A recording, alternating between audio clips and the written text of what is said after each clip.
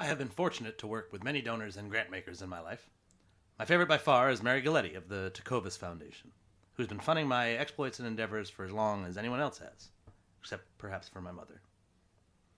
Way back in 2010, Mary directed a grant to an organization where I was just a young, handsome development director, and I had very little funding. One might say that I was unfunded. The grant was small for Tecovas Foundation, but it was huge for us. I used it in one of her home states of Texas. Her cousin George, a current Unfunded List board member, and I went to South by Southwest, where we set a world record and helped pass a state law that protects school children of Texas from harm. I used the leftover money to host the largest and most successful annual meeting in our organization's history. I learned today what I long suspected and hoped, that Mary was impressed by this grant and continued to fund Dave Moss-involved endeavors for years to come, including this endeavor you're listening to now. Mary had me by her Washington, D.C. WeWork office. She works out of the WeWork White House location and can see the Treasury Department right outside of her office. We sat and chatted philanthropy for several hours. But before that, I found this bio for Mary online, which I will now read to you. Mary serves as Executive Director and Vice Chair of the Tecovas Foundation.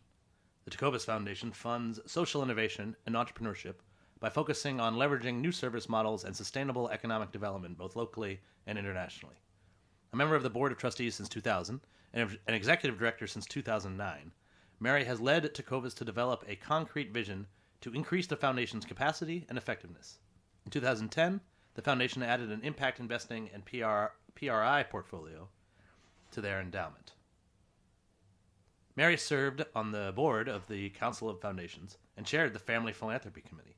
Mary also serves as a member of the board of directors of the Global Shapers, an initiative of the World Economic Forum.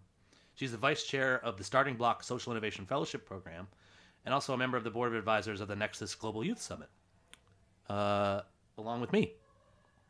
She has spoken on the issues of generational transition and leadership cultivation in philanthropy and the nonprofit space at many venues, including the Council on Foundations, Advisors in Philanthropy, the Nexus Youth Summit at the United Nations, and she's also been a frequent contributor to WNYC's The Takeaway on supporting military families during deployment. Her husband is an Army captain, I believe. She is a 2008 Starting Block Social Innovation Fellow. She was a participant in the Next Generation Leaders Summit at the White House in 2010, which is where I met her. She is a member of the World Economic Forum's Global Shapers Washington, D.C. hub. I was not accepted. She and her aforementioned husband currently live here in Washington, D.C. with their daughter, Busy, who is lovely. And without any further ado, my interview with Mary Galeti. I hope you enjoy it.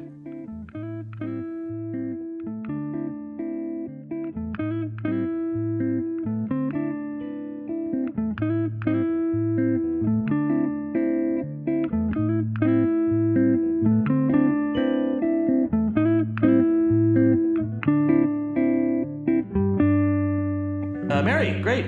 Thank you for having me in your WeWork office. Let's get started with some questions, if you don't mind. What was your childhood like? Where did you grow up? I grew up between Cleveland, Ohio, and Amarillo, Texas. So that's what, Oklahoma somewhere? Yeah, basically flying over.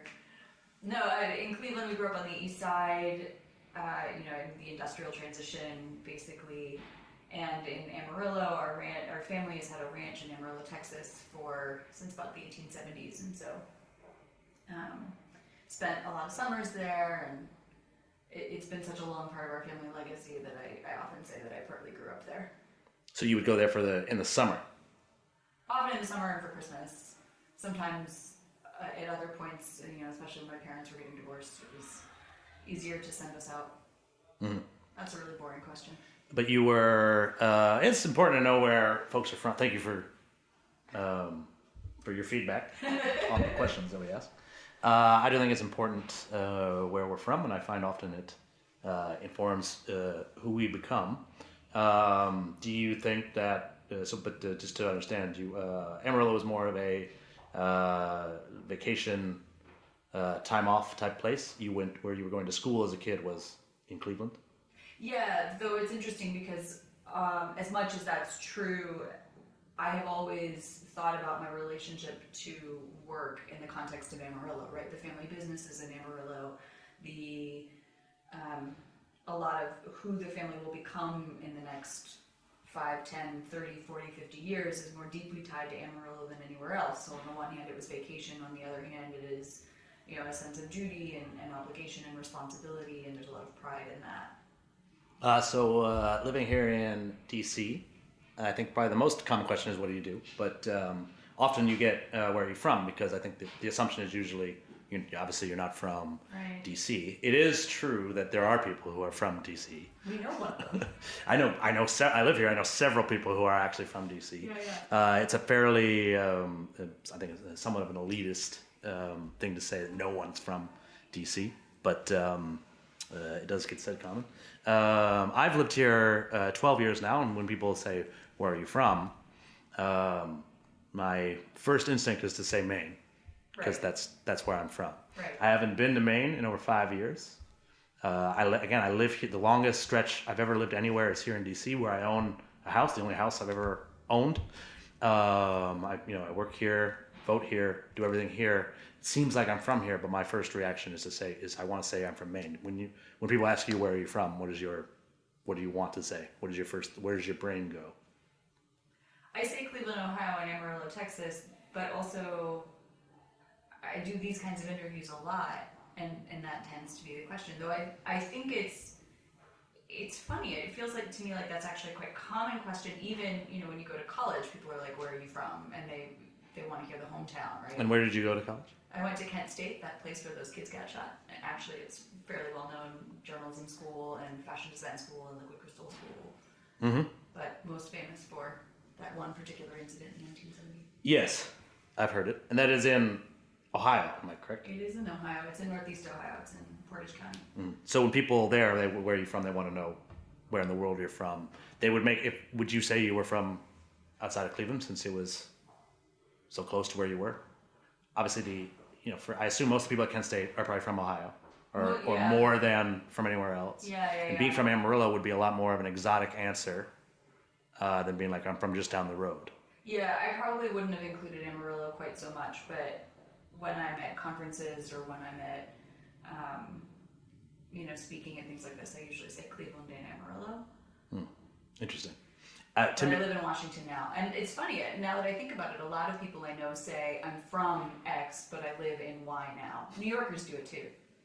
I think that's important. I mean, especially for certain places, right? Like, I didn't grow up here in DC. I grew up in a very, very different place that very much informed who I am. Right. So I think if they're asking that question, they're trying to find out about, my roots and my origins. My origins aren't here. Right. So I say, I've lived here for 12 years, but I'm from Maine.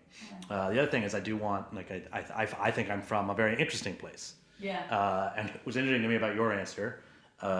This could be wrong for certain people, right? I'm more interested in Amarillo than I am in Cleveland.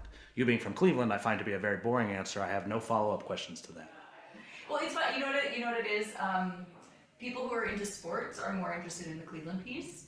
People Right. who come from the punk rock music scene or care at all about agriculture or the desert or wind energy are more interested in Amarillo, or just have questions because Amarillo is a place they may have heard of, but it's like the Big Texan. Isn't that the place with the giant steak? I know less about it, which is probably why it's more interesting to me. Yeah. Also, I would say you are not wearing a large hat right now or a belt buckle, so it true. seems more I'm not surprised that you're from Cleveland. Right. That makes sense. Amarillo is more of a that's Yeah. But that could be just because I'm from so far away from Amarillo. I don't really understand it. I have more questions about it. Yeah, Cleveland is more likely to be the place you would engage if you were in the middle of polite conversation. You could easily go into sports, which is generally safe territory for those who go into sport ball.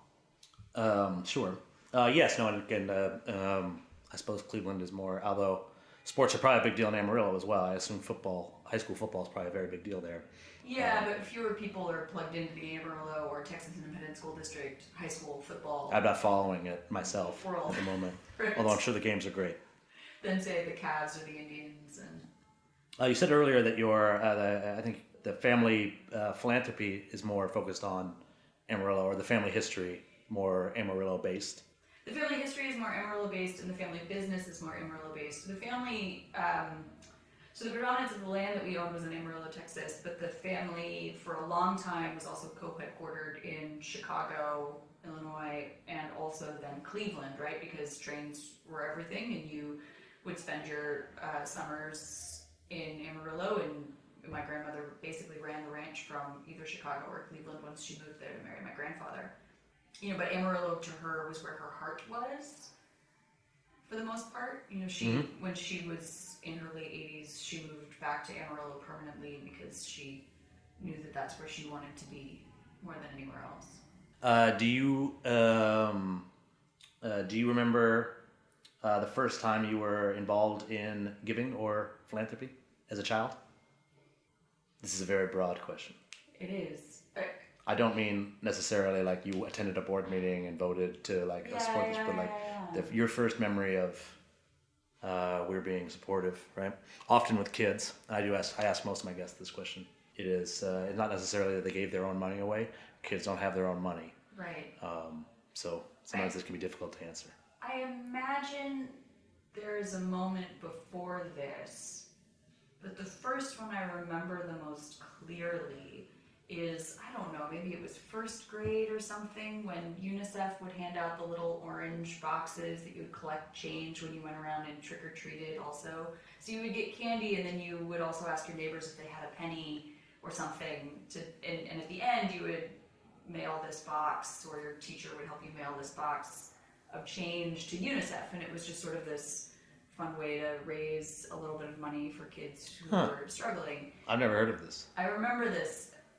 And I had to have been like first grade. I feel like there was something before then, because we would do regular sort of toy and clothes cleans out and make a big deal about giving it away, but I can't visualize it. I can't remember that. I just know it was a thing we did. This is the first one that I can feel the box in my hand and feel nervous about asking. And So did it come from school, or how did you learn about this box? I can't remember if it came from school or church or Girl Scouts, but it was some organized system, right? And there's this little cardboard box. I'm almost positive it was UNICEF. It was orange, and you were supposed to take it around for trick-or-treating. And it was, And it was like, thank you for the candy. Would you like to also make a gift to UNICEF? Yeah. Aren't I adorable in my little costume? Right. There are children around the world suffering. Right. And most folks would Thanks for have the candy and everything. literally a penny or a nickel or a quarter. And they would just throw that in there. Not a bad ask. No, it was actually pretty great. I did that for a few years. I have seen them around occasionally, and actually it's fun on our neighborhood listserv here in DC. An email goes out on our neighborhood listserv that says, just so you know, our Girl Scout troop is going to be doing this. If you are interested, have some change by the door for when they come. Girl Scouts do this? To raise money for UNICEF? I don't remember if it was the Girl Scouts, but there was an email. Because the Girl Scouts doing it makes a ton of sense. I would think they would want to raise money for the Girl Scouts, though. I can't remember. If you want, I can look up the email. No, you don't have to. You don't have have to. I imagine it would be interesting. It's more important, especially this question, like your memory of it than like the accuracy of. Oftentimes we have people who like won't answer the question because they don't think they can answer it accurately. And I'm like, no, I don't need to know the exact dollar amounts and like if you got your tax receipt or not. But the how did we get introduced to that? I find that if you were to meet a like world famous pianist, right? He's probably gonna remember the first time he played the piano or his first exposure to music, and that might be very important towards learning what it takes to become a world famous pianist. So I like to ask givers about their first gift. That's a very interesting one. When we will, I'll look into that. I'll see if what's the deal with this UNICEF Halloween Tzedakah box. I'm going to be embarrassed if it's not UNICEF. If it doesn't even exist? No, it doesn't exist. I'll be embarrassed if it's not UNICEF. It might be like Goodwill or something. Something like that. It's definitely kid-oriented. UNICEF it would be a great campaign for UNICEF to do, especially like if it's hey, I like it. You could also teach the kids, right? Like you are being able to go trick-or-treating is a privilege not all children on the planet have, right? And this is a nice reminder to them and a way to give back, right? And you might be able to actually convince a kid like, hey, you get to do this, right? Imagine if you, like there are lots of kids who do not, right? You can help, and here's a way that you can help those kids. That's very nice. Yeah, and in a time where change is less, coins are less prevalent, I actually loved that our neighborhood listserv gave us a heads up about it so we could be prepared and it wasn't with coins? Sort of, this is the thing, but that's the point, right? There was someone down the street from me who gave nickels. That's what you got for Halloween. I forget how many. I think you got multiple, like a few nickels. Yeah. And I think they were, it would be like a little of some nickels, and they were like scotch taped together. Oh wow. Which is like very dangerous, I They think. prepared this. Yeah. Like there was effort put into it. It wasn't just stopping at the bank and getting a few rolls of nickels. This was like. They would give the little nickels out. And then nearby there was a store in our neighborhood that sold penny candies. So like that, this was a very good gift actually. Yeah. No, it's a good strategy. Getting I remember if you had 19 cents, that meant you could have 19. You could go get 19 Swedish fish. Which it was awesome. literally penny candy. Yes, the Swedish fish and the Sour Patch Kids were a penny a piece. Oh wow. I like to tell kids that these days. If you had 2 cents, you could go and you could get 2 Swedish fish. And as a kid, this was very important because, like I said, you could almost always find 2 cents in your house somewhere. Right. There was always. I mean, couch cushion money was real then. Yes, very real. So you mentioned a grandmother, but also that you don't remember exactly whose idea was or who introduced you to this UNICEF box. Is there someone who taught you how to be a philanthropist? Did you have a philanthropy role model as a kid? So, you and I have had this conversation before. I hate the word philanthropist. Or I hate the Is there another word you'd like for me to use? connotation. The name of the podcast is Open Door Philanthropy. I know. And I interview philanthropists on the podcast. But the practice of philanthropy... It's going to be hard for me to avoid this word. I know, but the practice of philanthropy feels to me different than being a philanthropist. And I'm going to ignore your question for a minute and go on my own little tear, which we've been friends by all means. I'm going to do that. You're the first guest to ever do that. I doubt that. I know your friends, some of them anyway. Look, I think philanthropy is for me like cooking, right? Everyone is a giver and everyone can cook a meal, but not everyone is great at philanthropy and not everyone is a chef. But the idea around the word philanthropist and how we use it these days tends to be attributed to just person who has a metric ton of money who is mildly inclined towards giving it away, right? We don't have a set of definitions around it. And this isn't to say that that should be sort of a policy guide, but the idea of comparing, say, Bill and Melinda Gates, who have converted the majority of their lives' work to philanthropy at this point, with, I don't know, some of the folks whose names are all over a lot of buildings, but don't actually think about their gifts, don't actually think about leverage, don't actually think about impact, don't listen to their staff if they have any, they just write big checks. I struggle with calling them philanthropists. I run a family foundation, so I'm comfortable with that language, and I practice philanthropy, emphasis on the word practice, but the word philanthropist, I just get squeegee about. I absolutely agree. People use the word philanthropy somewhat cavalierly, I think. And I am very interested in with these interviews and with the work that we do and with my own philanthropy in learning about what it takes to be a good philanthropist. A story I've been telling lately, right, is I sort of compare being a philanthropist to becoming the center fielder for the Yankees, right? I'm not a big Yankee fan, but I am relatively certain that every single person who's played starting center fielder for the Yankees was one of the best center fielders on the planet, and that he became that way through years and years of hard work. And I can say he confidently because it's 100% men. Up to this point. Up to this point. Yeah, that's a challenge, ladies. Get out there. No, and if there is, and I think it's entirely possible that there's a woman on the planet right now who could eventually play center field for the Yankees. Mm-hmm. In order to do that, she's going to need to learn all the rules of baseball, right? Get into the best possible shape she can be in.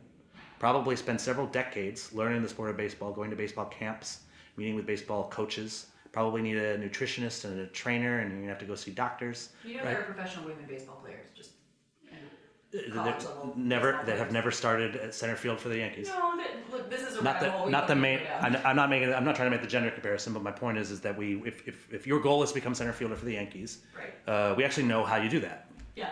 We know exactly how you do that. We know the skills that you need to build up, and in particular, you have to try very, very hard. Right. You have to make it your life's commitment to become the best center fielder possible. Right. Right. I think then it's a bit of luck too. And you probably need to get lucky, right? But you absolutely won't get there if you don't try to, if you don't become a good center fielder. Totally. They're absolutely not going to put you out there. Right. Right. It won't, even if you are, if I have $100 billion and now I want to be the center fielder for the Yankees. No. No, maybe like you might be able to get like a Make-A-Wish type situation, right, where you get to play once, but you're never going to be on the roster as the starting center fielder unless you get really good at it. Right. We do not have this in philanthropy, right? There are professional philanthropists, people who work at foundations. Yeah. How many of them went to philanthropy camp every summer when they were a kid? Yeah. Right. How many of them had philanthropy coaches in high school? Right. How many of them actually actively participated in philanthropy before they became professional philanthropists? Right. So to that extent, when it comes to being good at the skill you've chosen for yourself, every center fielder who's ever played for the Yankees is better at being a center fielder than every philanthropist we've ever had is at being a philanthropist. I think there are a handful of folks who are thinking very hard, like Gates, but again, Gates this is not his life's work. He has not been trying to be the best philanthropist in the world for his entire life. Right? Well, and if you think hardly about anybody it, Gates has. has how many thousand people, Bill and Melinda are fine individuals, but Gates is a foundation, right? And the foundation itself has thousands of people working for it, who in many cases are the best in their field, or very close to the best in their field at the stuff that they work on and think about. And that's the more important point, is that Bill and Melinda, sure, are the head, but I feel skeptical about calling them the philanthropist as opposed to their senior program officer for malaria, right? Or their deputy vice president for... So to go back to the Yankees, right? The center fielder has a hitting coach. He has a fielding coach, right? But he's the one who actually has to perform at the end of the day. At the end of the day, Bill and Melinda Gates don't have to perform it quite the same way. They have to set the direction. They have to decide what they're going to fund, right? They decide what they are ultimately, especially for the larger grants. I assume probably there are. Sure, but then smaller your things that analogy are works better if it's the coach of the Yankees. I think so. Let's forget Gates, right? Just an individual philanthropist who does not have a team. Sure. None of them are. There is no one out there trying as hard to be a good philanthropist as. And forget the Yankees, right? The center fielder for the Indians, the center fielder for the Royals. All of these people have tried harder to be good. Anyone working at any level of professional sports, and lots of amateur athletes have spent a lot. Because it's incentivized differently. You're not if you go out there and you play in center field and you make 3 errors and you go 0 for 4 at the plate, they're going to talk about you on the news, right? They might even talk about trading you, right? That never happens to any philanthropist. No, that's absolutely true. I agree.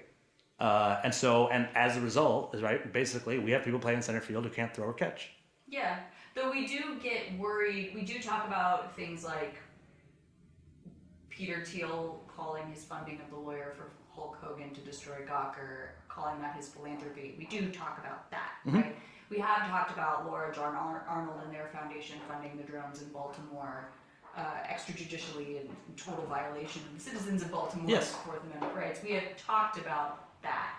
That is not the same, obviously, as trading, but they're not going to lose their jobs. They're not going to lose their jobs. But not even going to lose their tax status. We are starting to have the conversation very, very carefully, though. Increasingly, including yours truly, there are people willing to go out there and criticize philanthropy. There's that guy David Callahan from Inside Philanthropy. I think you might have been at Nexus with me when Buffett's son came.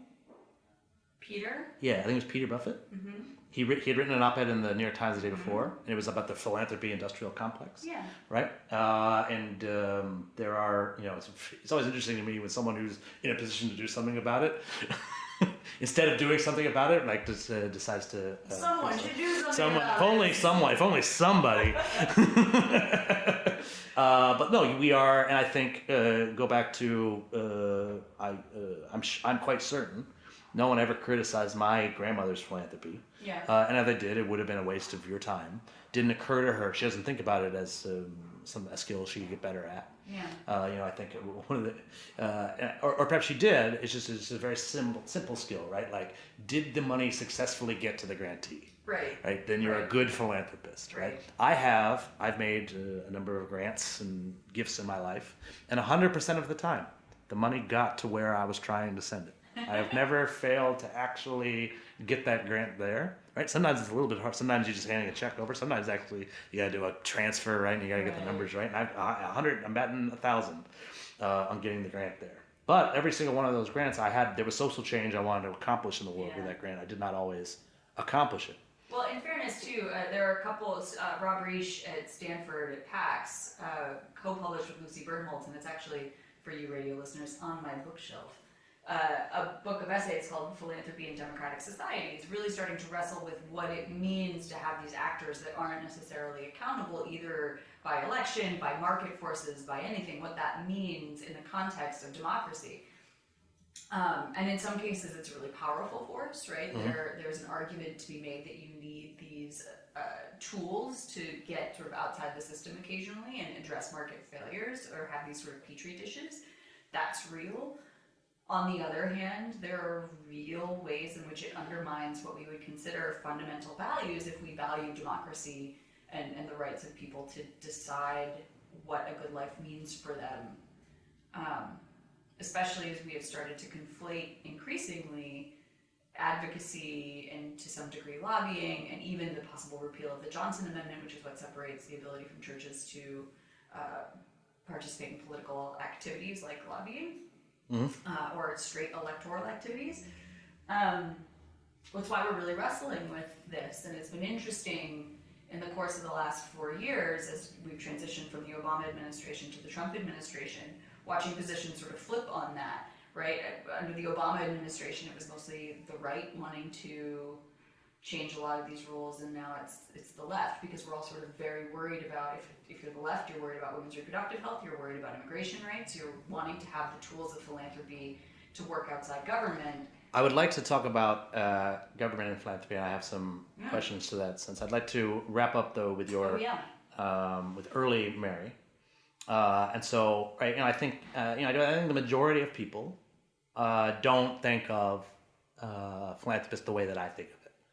I think of it as I know some people who are doctors and who are trying to be the best doctor they can possibly be. Yeah. I am trying to be the best philanthropist I can possibly be, using the same tactics that my doctor friends use to become good doctors. Right.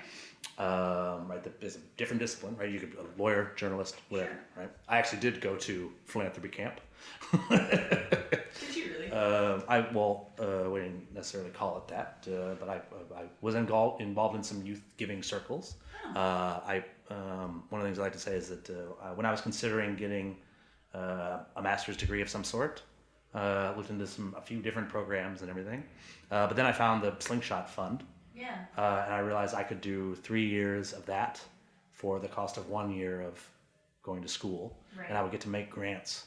And at the time, that now I believe there are, I think this is increasing, and I think it is one of the Buffetts that funds this, and along with others. There are programs where you can learn about philanthropy. I know people who have master's degrees in philanthropy. Even I was recently speaking to somebody who has a doctorate in philanthropy. I'm curious to know what one studies in one of those programs, right? Because mine was a practical education. I like to think of it as like my residency. We had some of the best givers in the world. I'm sitting right next to a book by Sharna Goldsecker, who was there back then. We had Charles Bronfman come in. We had Joel Solomon come in, talk to us about, give us trainings on giving and stuff. I learned an enormous amount there.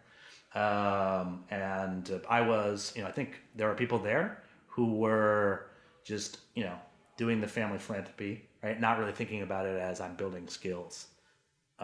Some people were there in the room. It's really fine, whatever way you were doing it. I was there to learn how to become a better philanthropist. And I also was a facilitator for a teen giving circle here in town, which is very important to me. I think there should be a lot more of that in high school, where the teens decide where the money goes. I had to teach them about the process of that and the skills involved, right? But they I can be influential, right? The money did end up going where I hoped that it would go. Who knows how much influence I had on that. No, I do believe that I gave them accurate information. One of the things that is another topic I'd like to get to eventually is the idea of bias, right? I'm in there. We're considering 2 programs. I know that one's flawed fundamentally, it's not biased for me to point that out to the kids considering making a grant to it, Right. because I'm a professional in the field who has that information. It would be biased of me to withhold it. Yeah. But they, because I have a previous relationship with a nonprofit, some might say, well, there's a conflict of interest, you shouldn't be saying anything, right? But again, it's flawed, and I know that.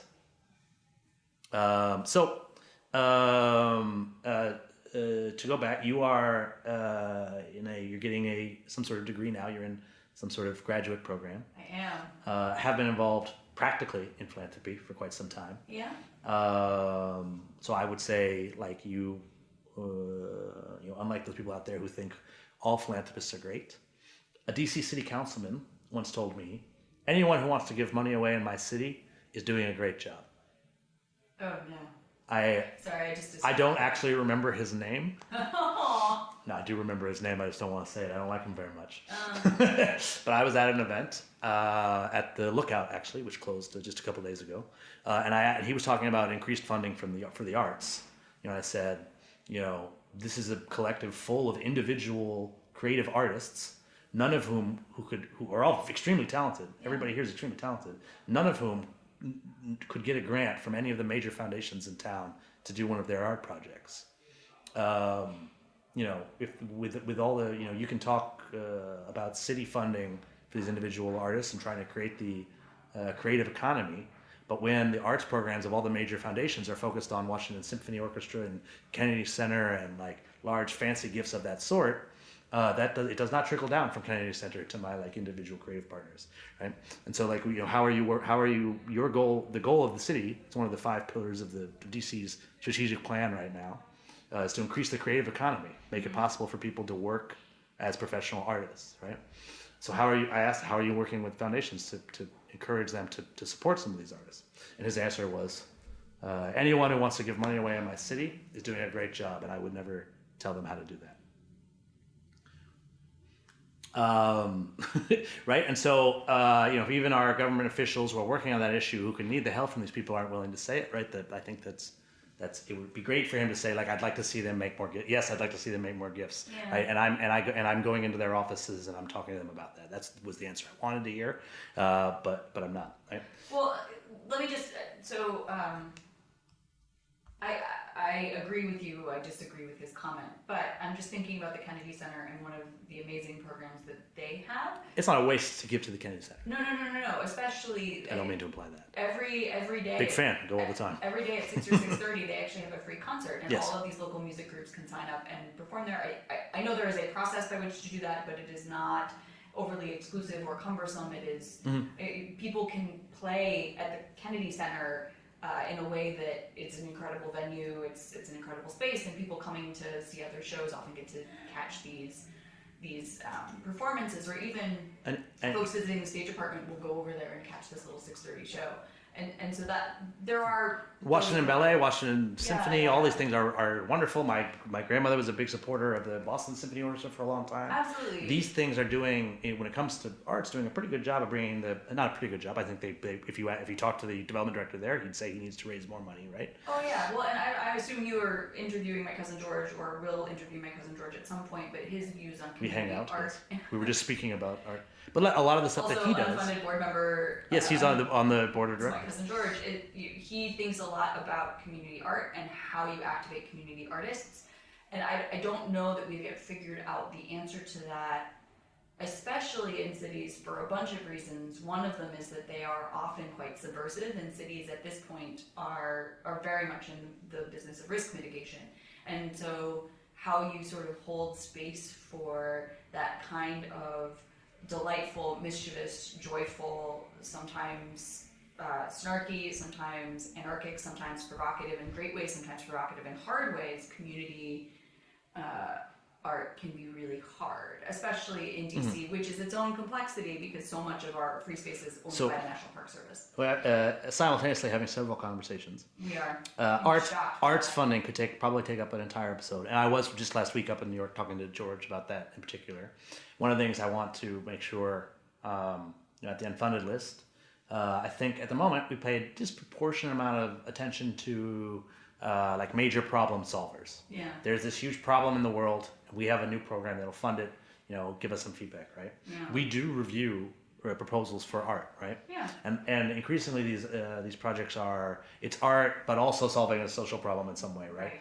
Very rarely art for art's sake, right? We've it seems like some sort of like fantasy fever dream that a young artist might get a grant to do an art project the way that they want to do it. Right. Throughout history, right, that there were young artists who were able to have patrons or to get sponsors to make art the way that they want. Now, I think you would probably need to have a relationship with the Kennedy Center or with an existing entity, right? Of all the areas to be risk adverse as a funder, arts seems like a very strange place to be risk adverse, because even if you take a huge risk, right, you still created some art, right? The worst thing that could possibly happen is you made bad art. Yeah, but it's hard to. Which happens at the Kennedy Center people. too. Like I've seen bad shows there. No, I know.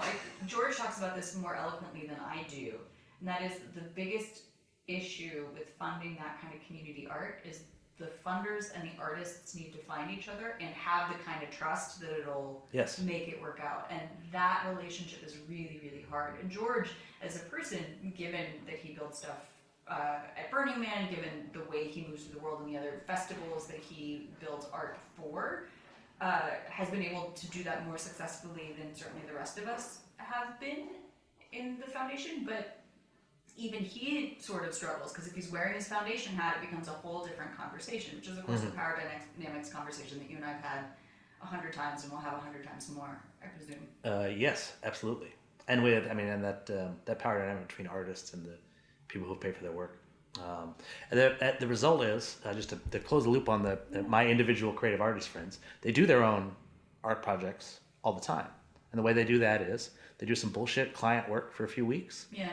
And then they do their project, because it's much easier for them to make a Verizon commercial or something than it is to approach the DC Commission on the Arts of Humanities or any of the number of foundations here in town most of the major local foundations in DC have a focus on funding the arts.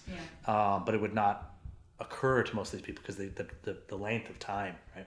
And I've tried to fundraise for some plays and stuff around town, and usually by the time you could get that grant, the project you're planning on doing is over. Right, like you're like, no, we're doing this play. You're needing to do a season, like 2 seasons ahead, is what you're asking for. But the original topic, and I would like to close the loop with on your background with this question, right? Like, talk to me about the skills building you've done through your life to be a philanthropist as I define it, right? Someone who, and this is my own Dave definition, I'm aware other people have other definitions, right? But this is somebody who sees social change that they want to have happen in the world and makes grants for the purposes of accomplishing that change. Yeah. And if you don't think that's you, please feel free to correct me. But I do think that is you. I just hate the word, but I will operate in your definition, in your framework. If there's an alternate word. No, it's fine. For Clemstock. You're for Clemstock. You is were that just a better? really excited to say that word, weren't you? I just top of my head. Yeah, but it felt when like I started saying it, I didn't know how it was going to end. But it has a nice for cadence Clemstock. to it. Yeah, it's a very natural. Yeah. We're sitting here with world class for Clemstock, Mary Galeti, who's going to talk to us about some of the for Clemstockery she's done. That is an outstanding word. I'm going to write it down so I don't forget it. I would recommend it. I don't know how to spell it. I would say it's probably F-E-R... 2 R's. M... K. No, you forgot the M. Oh, I see. I thought it was firm Clemstock. No, for Clemstock. Yeah, nice. 2 R's. Yeah. Though I feel like if we were in Germany, there would definitely be an umlaut over that O. Only in Germany. Oh yeah, maybe Sweden. We're not in Germany. Turns out. So what did I do? I started by, I read a couple books. They were quite basic. I couldn't even tell you what their titles are, but I have them still. I have them on a bookshelf in Ohio. Philanthropy books? Philanthropy books. Did you read them on purpose because you knew you would have to give money away and wanted to be better at it? Yes. And then I Googled, frankly.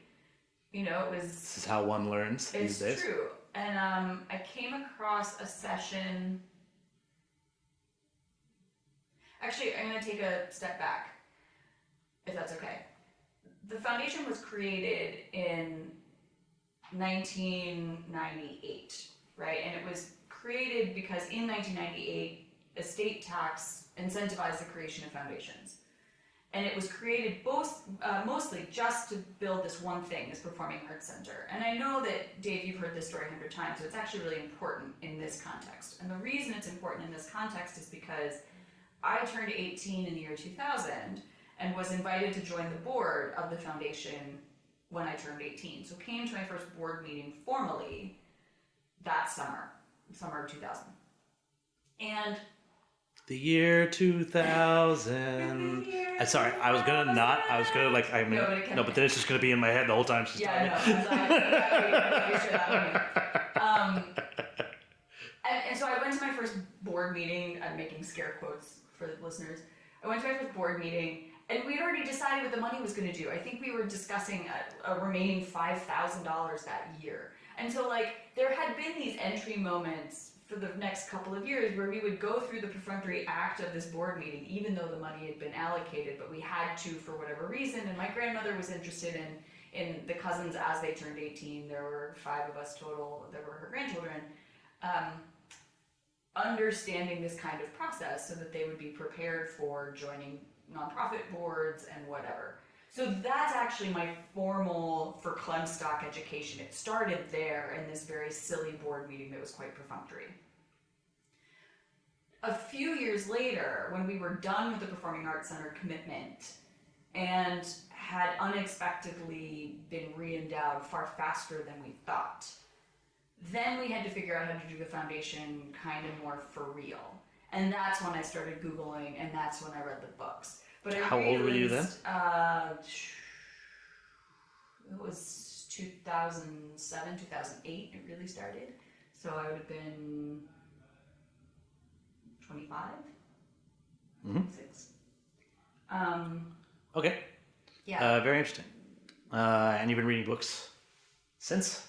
You still read things about philanthropy? I do still read things about philanthropy, though they tend to be more the theoretical stuff and slightly more academic. I find the more practical.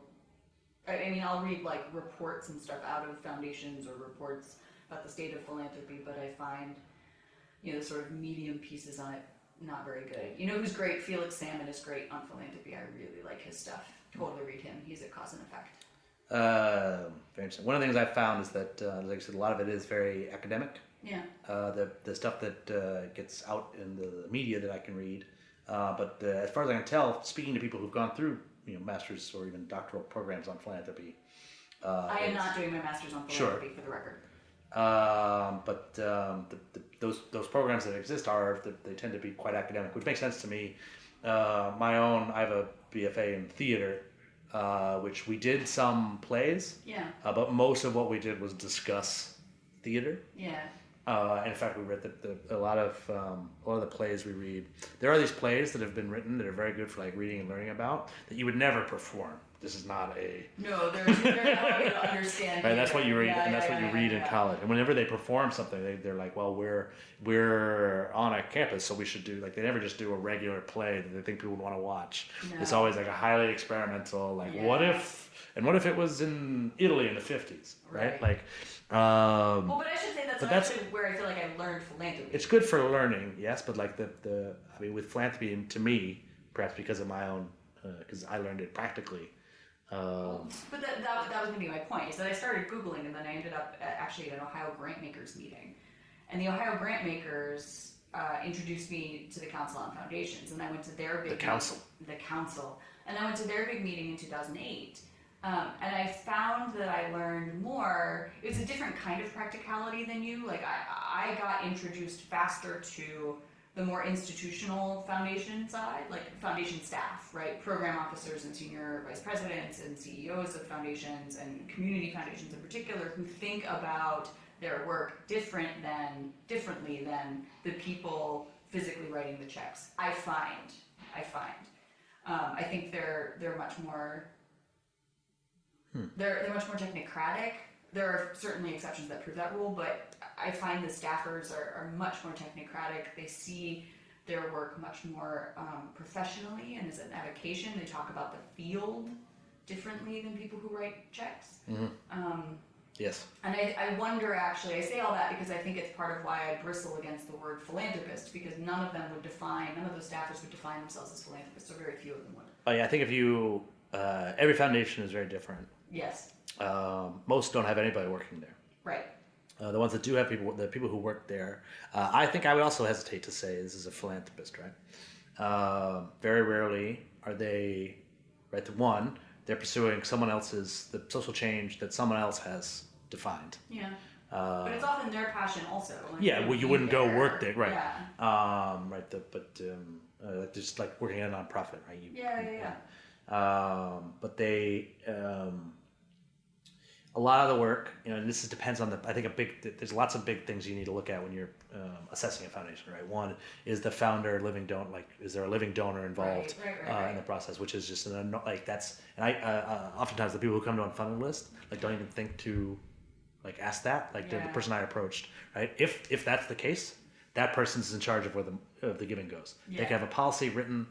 But yeah. Right? And even some of the places that allegedly have the most strict algorithmic, I don't want to name any names, but algorithmic processes. Right. Right? End of the day, Kari Tuna doesn't want to fund it, it doesn't get funded. Oops. No, it's true. Oops.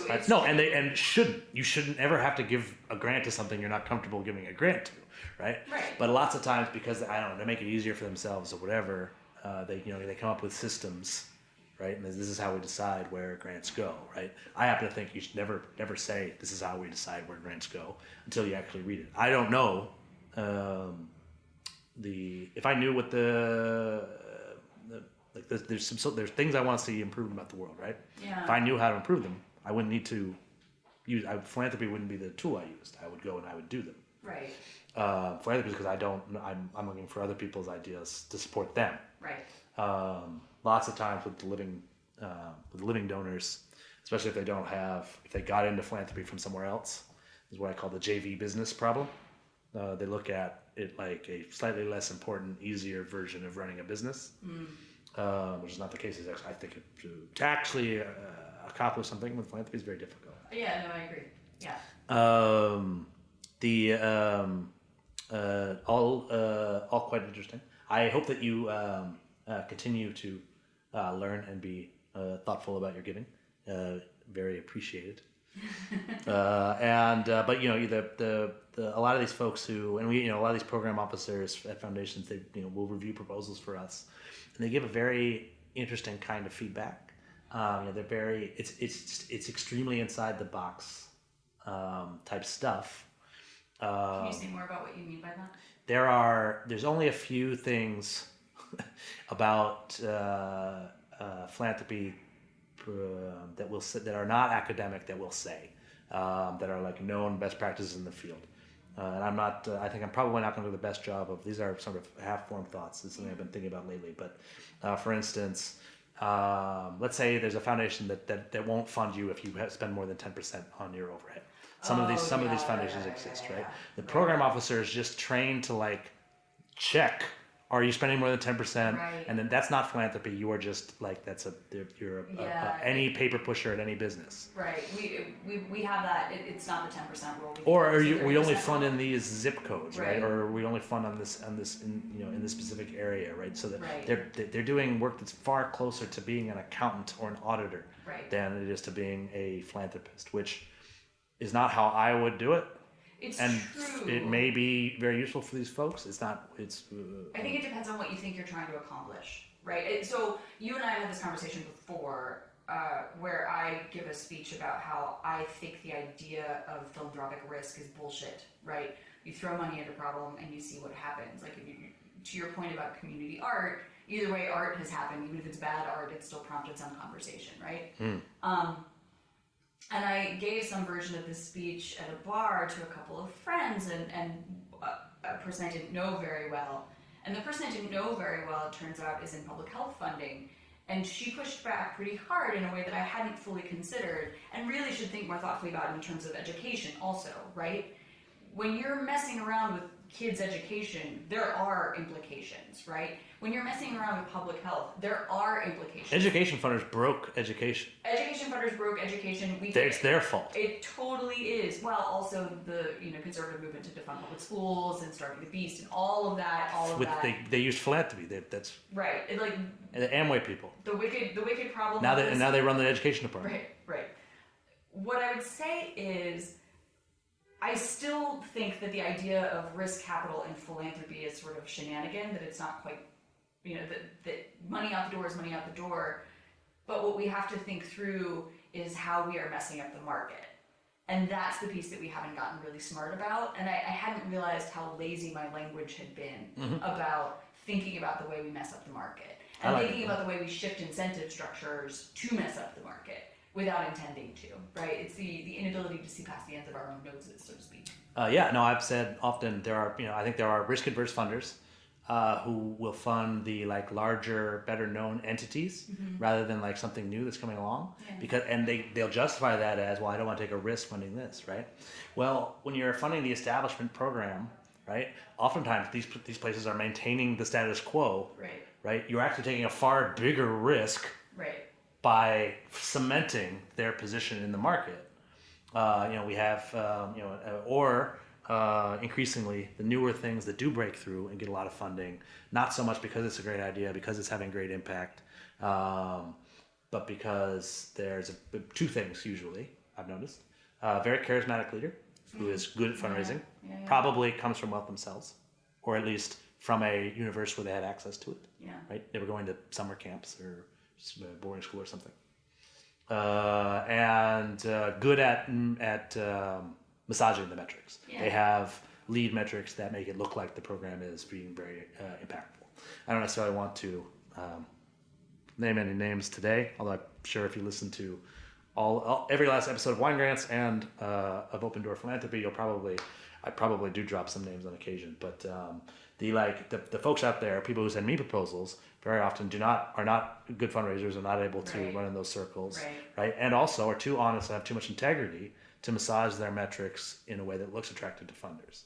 Well, also funders talk a big game about wanting to hear about your failures, wanting to hear about what's not working well. And some of them do, but probably they do not. Right, and we try to be those funders, but we are. I genuinely do. Yeah. But especially now, right? Because we're trying to get feedback to the areas where you're unsuccessful. Yeah. That's where we can be the most improved, where we can improve you. That's an interesting next version of the unfunded list. Let's look at your Say more about that. What if? That's my Mary impression, by the way.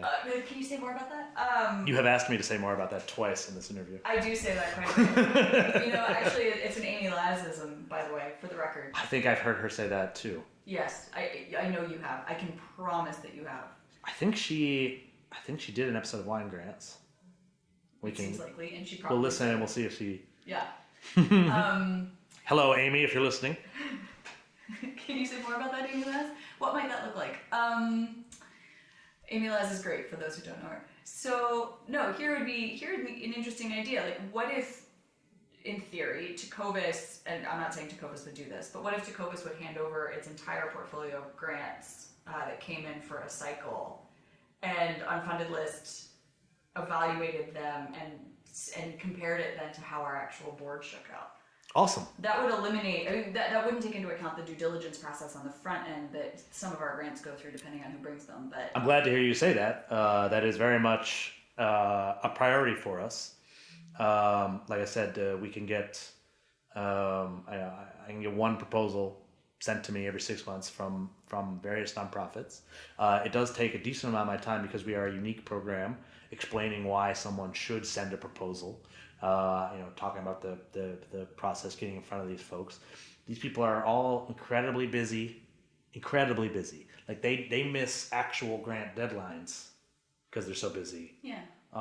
They should prioritize better, but it happens. If your grant cycle happens to hit with their program cycle. The majority of proposals we reviewed came in after my deadline, which I've been in their shoes. I understand. We're very tolerant on that front. and we want more proposals to review. But like, it's it's problematic. I also at the same time, my committee grows all the time. It's very easy for me to recruit top-notch evaluators to be on the committee. It's probably the thing I do best here. Yeah, my office mate wants to be on the committee. It's terrific. Well, it's a great volunteer opportunity. You do it in your own time, and you actually really do get to help these folks out. And it's very interesting. You learn about new stuff. There's lots of reasons why someone listening to the podcast right now might want to go to the website and apply to be an evaluator. It's a really enjoyable way to spend a few hours. And the onboarding interview is with the most delightful of the Mosses. Jane Moss? Jane Moss, yes. Jane Moss is a delight. And by the way, the Jane Moss special, I have never done the Jane Moss special. What is the Jane Moss special? Jane Moss reviews all of the grants. She is the only one who's read every single grant that we've reviewed. All the folks who submitted last round, Mom has begun reading your proposals. She will find all the misspellings and grammatical errors that you made in your proposal, and you did make some. It's a fun fact. We've not ever reviewed a proposal where we didn't catch at least one spelling or grammatical error. Usually several. We've over 150 so far. I think we got to 200 in this batch. And these aren't just the squidgy ones where it's like maybe you don't believe in the Oxford comma. It's like no, a real grammatical error. Undeniable. Yeah. And you can. I mean. Well, in the era of I'm not autocorrect, just to say I'm not a fan. I don't think we should use the Oxford comma, but I do believe it exists. I'm not like a denier or anything. By the way, that's a whole different podcast, the Oxford comma, so we should just table that and move along. I did actually, because we have lots of like professional writers, grant writers and stuff on the committee. Yeah. I use it for our like official communications, just because I don't want to have to like deal with it. I just don't want to have to explain why we don't. Yeah. Eventually it's gonna go away. We won't be using it. I want to sit in that meeting, the meeting about the Oxford comma. I would delight in that. I think it's fine because we're editing and because I think most people are still using it. Yeah. We still use it. Yeah. Working directly with foundations who have large piles of proposals, either to review the folks who just barely got cut, or their actual grant pools. For some programs that would make sense, right? Like if you're getting funding from Gates, I hope you're getting feedback. That you have an advisory committee or something, but that you've hopefully formalized your process for receiving feedback on your work. Yeah. And that you have enough money that you can pay professionals to do it. Well, even some of the applications we get. You might even have a director of evaluation working for you.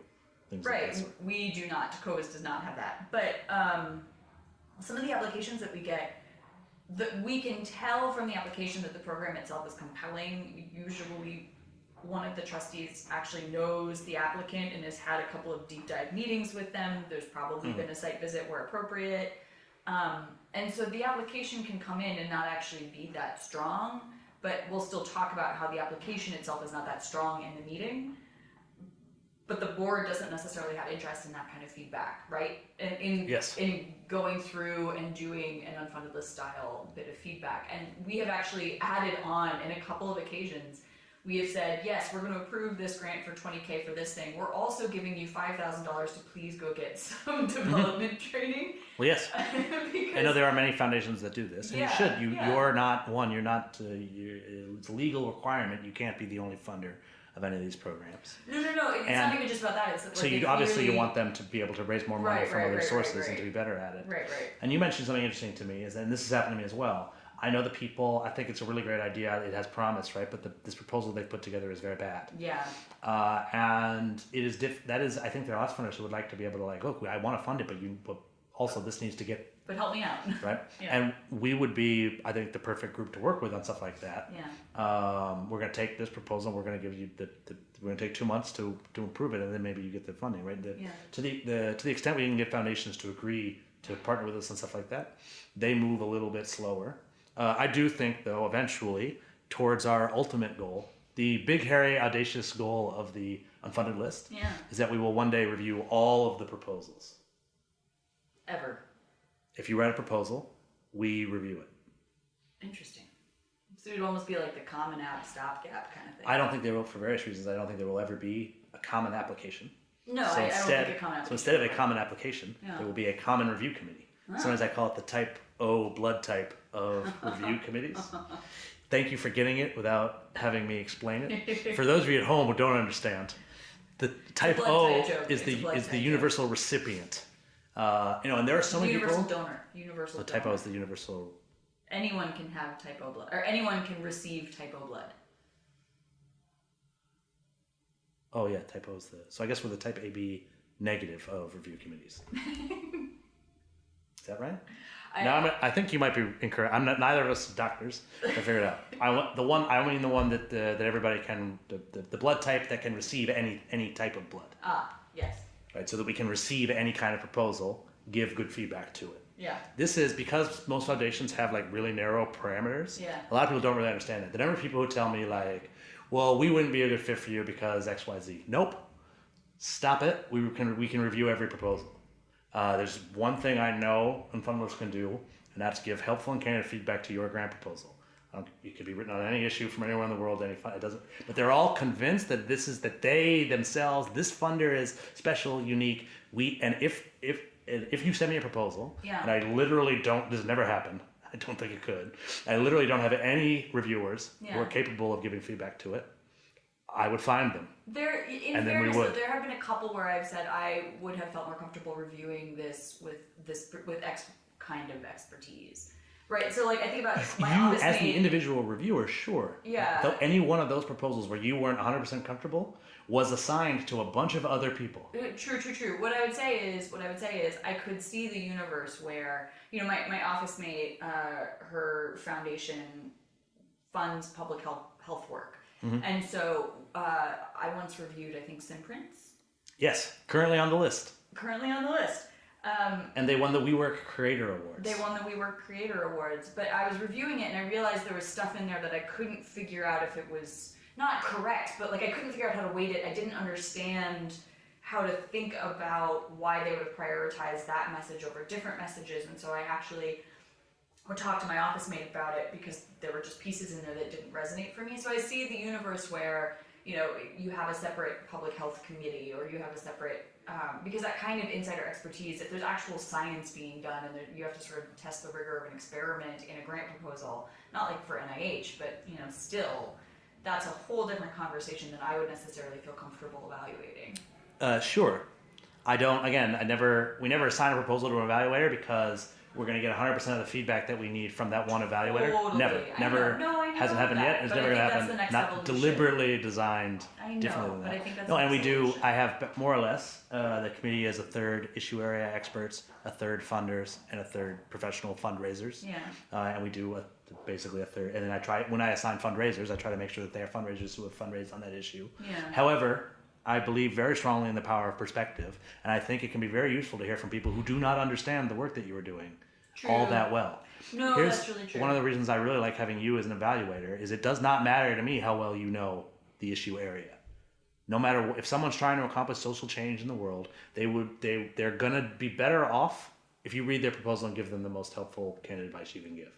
If it may not be like I said, it's not going to be a panacea of advice. Sure. I think it's impossible. It's never going to happen that you're going to be like, and here's all the funders you need, right? And here's exactly how to make your program perfect. Yeah. We're not ever going to be able to do that. Right? Yeah.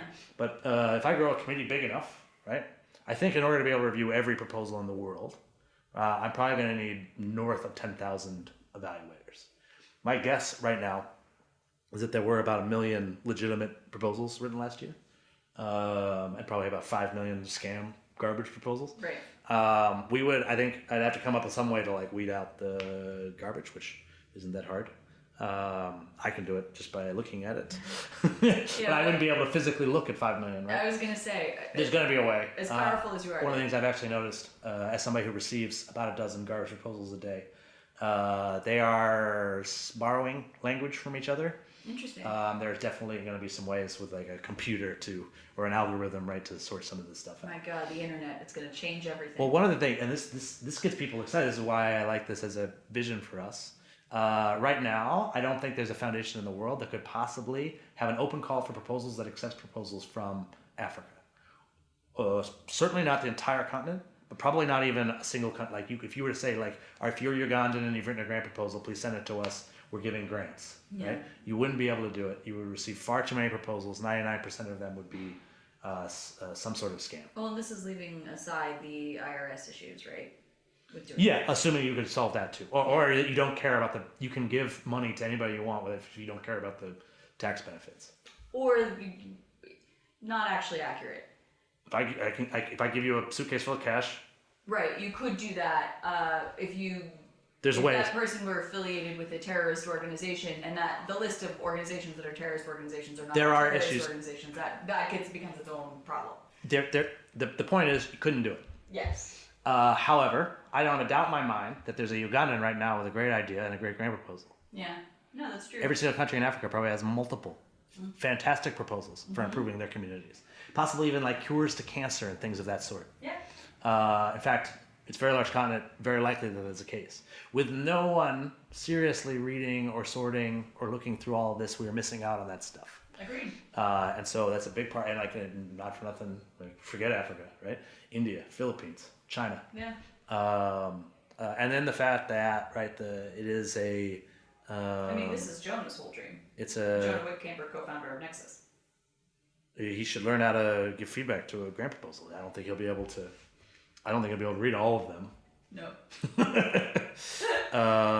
But certainly he knows a lot of the folks that are writing decent proposals, and there's no way for that Ugandan with a good grant proposal and a good idea Right. to get his stuff considered.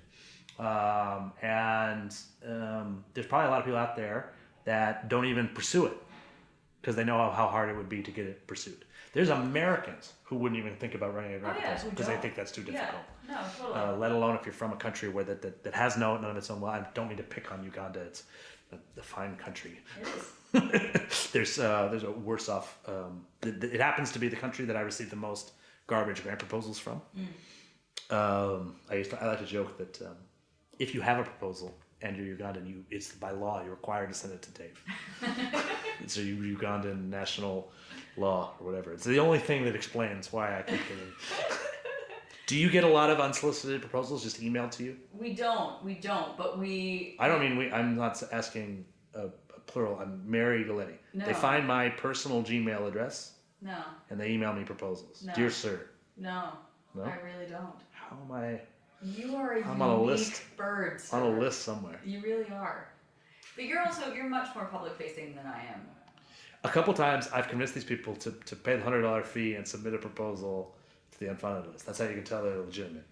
We have reviewed 2 proposals from Africa, but I don't like charging $100 makes sense to me for an American grant writer, but in Africa that's makes a lot less sense. Mm-hmm. Some of them can afford it. Obviously, we've received some, but towards our goal of reading all of them, like you were saying before, partnering with nonprofits that have grantees that are early stage, right? That need other funding, that still need to figure it out, and also foundations that receive way too many proposals. And who are passing on good ones because of capacity issues, which is most of your large, well-known programs. Even I'm just thinking about Tecovas has given the Unfunded List a grant, and could there have been a rider in the grant? And this is not intended to be backward looking, but could there have been a rider in the grant It's good agreement? because I have spent that. I know you have. No, I actually do. I still have some of it. And we were excited about it. Grant money is to be spent. That's the point of grant money. No, but could there have been a bit in there that said, and we can send you 5 of our grantee proposals or 5 of our applicants, have them submitted to the Unfunded List and maybe have the fee waived or not, or can they a subsidized fee or something to make sure that there's still skin in the game. I don't know, but.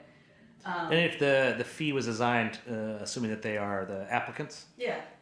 if they were coming in batches from foundations, I'm going to have to rethink how that works. Yeah, I mean, I don't intend to brainstorm this right now, but it's nice to hear you say that. That is absolutely like the top priority for us moving forward, Yeah. especially towards our goal of getting like a lot more proposals. Yeah. It probably takes me just as long to convince a foundation to send me all their proposals as it would to convince a nonprofit to send me one. So, in terms of my time, and increasingly they are interested in working with others, but they're all so niche and they're so strategic, and lots of times there's a board that's very that wants to see things done a certain way. Yeah. I am rarely a certain way. No. But it'll happen, right? Yeah, Here's the one thing I know, that the first person to hand me all of their unfunded proposals, we're going to be enormously helpful to those enormous proposals, and there's going to be like lots of actual tangible stuff that goes forward. Yeah. I would actually, the other reason I would be interested in it is I would be interested in what you or the committee would glean about our strategy from that grouping. Because there are things that make inherent sense to us that probably wouldn't otherwise, or things that, a discussion we've had on the board level is what are the things we've been doing for the last 4 or 5 years that we haven't even noticed we've been doing. That's very interesting. I haven't even thought about that. I was assuming that it would just be that we would give feedback to their grantees. So was I. Once we started doing that, we would learn, like if we were giving the same feedback to all of your grantees, we might mention that to you. You're like, hey, by the way, you're doing a funny thing. Anyway. Mm-hmm. Right? Or you give me your stated goals, like we're looking to see our groups, right? And especially because I really do increasingly think you shouldn't just send us one proposal. You should be sending us a proposal every single time we have a round. So, I mean, right now, you can get feedback from a dozen experts twice a year for $200 a year. That is how the Unfunded List works. Yeah. And there are people out there who are like, no, Yeah. I have, that's too expensive, or like, who knows, right? Right. But if you were to go to Deloitte and ask for the same thing, they'll do it. $50K, at least. Probably at least, yeah.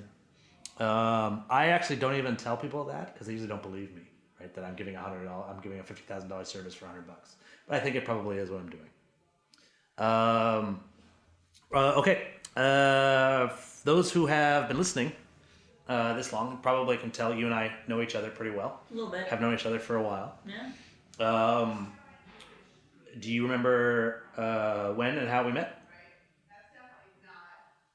Spoiler alert, I do remember. I also remember. So hold on. Wait for Yeah, a stop. second. We're gonna go back to that question. Somebody's walking by. David She's talking about feedback. Did you hear that? David Jaffe, you should know that I knew a guy in high school named David Jaffe, which we already discussed. And Dave informed me of how common a name it was. But, This is not the David Jaffe you went to high school with. He is from DC. Neat. Okay, she's gone past. What was Right. the? Do I remember how? Do you remember how you and I met? Did you and I meet at the White House in 2010 at the Next Gen Leaders? That is very close to the correct answer. Oh, did we meet the night before? Oh, we met at the State Department. We met at the State Department in the diplomatic receiving rooms. We met at the State Department the day before it wasn't called Nexus then. It was the White House Leaders. Next Gen Leader. The White House something on Next With Generation. with Howie Buffett and Matt Chanchin. Yeah, and Howie's last day at the White House in the Office of Social Innovation was that day. Was it really? It was. Interesting. But the day before, it was a tour of the State Department. Do you remember who gave us our tour? There was a woman who showed us the 7th floor. Right, the diplomatic receiving rooms. But the other person who gave us the tour, was it Steve Rosencraft? Yes. Who was a guest on season 1 of Open Door Philanthropy. Also, interestingly, on the tours, there were you and I met, but also Lisa and Ian met, and they are now married. That's right. It's Jason Franklin's and my fault because at the end of the was he on that trip too? Was he on that? And at the end of the event at the White House, a big group of people went to Old Ebbets, and Liesel and Ian and Jason and I invited Liesel and Jason invited Ian. We ended up going to get calamari before meeting up at the cocktail reception afterwards. And Liesel and Ian started hanging out much more significantly after that, and then they got married. Neat. Yeah. So that wasn't like I mentioned. It wasn't called Nexus then. Yeah. Arguably, though, that was the one of the first Nexus events. I can't remember if we had gone to. There was that smaller thing at the UN. No, the small thing at the UN was afterward. Yeah, so this was the first, arguably the first Nexus type thing. You and I have both been involved with Nexus ever since then. Yeah. Which is a long time now. I believe was that 2010. Yeah, it was because So that's a good long while. Yeah. So that event was not officially a Nexus event, but it was the same group, a lot of the same organizers, arguably the first Nexus event. You and I have been involved with Nexus ever since. Yeah. They are across the hall from us right now. They are. What is it? Can you, and a lot of regular listeners to the podcast know a decent amount about Nexus. What is it? Why have you been involved for as long as you have? What is it that being a member of Nexus helps you with? Yeah, I mean, a big part of it has to do. Rachel, one of the co-founders, Rachel Cohen-Jarrell, and I shared an office for several years, actually, and that's a big piece of it. Mm-hmm. But I think the other piece of it is that, as I said earlier, most of my professional learning about the practice of philanthropy came from the staff side. And so I hung out a lot with senior program officers, with vice presidents, with CEOs of foundations. Nexus is much more, I guess, the definition of philanthropists, right? They're generally young people, though not always, who are thinking about how they want to give their money away and how they would like to theoretically give it away well. And you have social change that they want to accomplish. And have social change that they want to accomplish to fit Dave's beautiful framework. And two things are true. The first is that many of them are very young on their journey of figuring out how they want to do this, and so they ask really interesting questions that cause me to question my own practice, right? It's when you meet a novice and the novice asks you a banal question but you struggle to answer it, it gives you your own reflection. The other piece of it is, Tecovas does not have significant staff. Tecovas has me in the family office, and so being with folks who are doing this in a more unstaffed way, I actually find really insightful. Not having that community feels really helpful. I don't think, I would cut after the I don't think David Jaffe, sorry. That's fine. But you would say being around peers, people in the same position as you, somewhat helpful or not? For me, that's a major part of it. Growing up in Maine, there were very, very few of my neighbors and the kids going to public school in Maine with me on the board of their family foundation. I didn't get to have conversations with peers about that. Yeah, I think that's real. I think it is helpful. I think some of the contexts, though, are wildly different, right? When you're, from my personal experience, when you're talking about... Well, no one's married. No one's married, but also, we are not, going back to your opening gambit about where a person's from tells you a lot about what they come to the world with. We are not a high New York finance family. We are not a super public family. We are not, we don't have our name everywhere, in large part by design. No judgment on that, just it's been a thing in our family. And so for a lot of folks in the Nexus community, they do think about their public-facing persona in this very intentional way, and that is a big piece of how they experience the world, and that is not for us. And so in some cases that has been, the celebrity aspect has been hard to not reconcile, but it's been interesting to reflect with them on their experience given the context of their celebrity. Yes, I find that interesting as well. And I also very much resonated with me, the questions you hear from people who are earlier on in their career, especially in this field, a field that doesn't always even consider itself a field, right? Have these people come in and start asking these questions and stuff is very interesting. Do you, how a lot of the folks who come, Nexus is a solicitation-free space, right? However, a large portion of the people there are fundraisers. I think you should not go to, you definitely should not go to Nexus and ask people for money directly there in the conference, right? But I do think even the organizers who wrote the no solicitation rule, and you and I were there when it was written, and we pushed for it. Would agree though that we would like to see members of the community funding projects from other members of the community.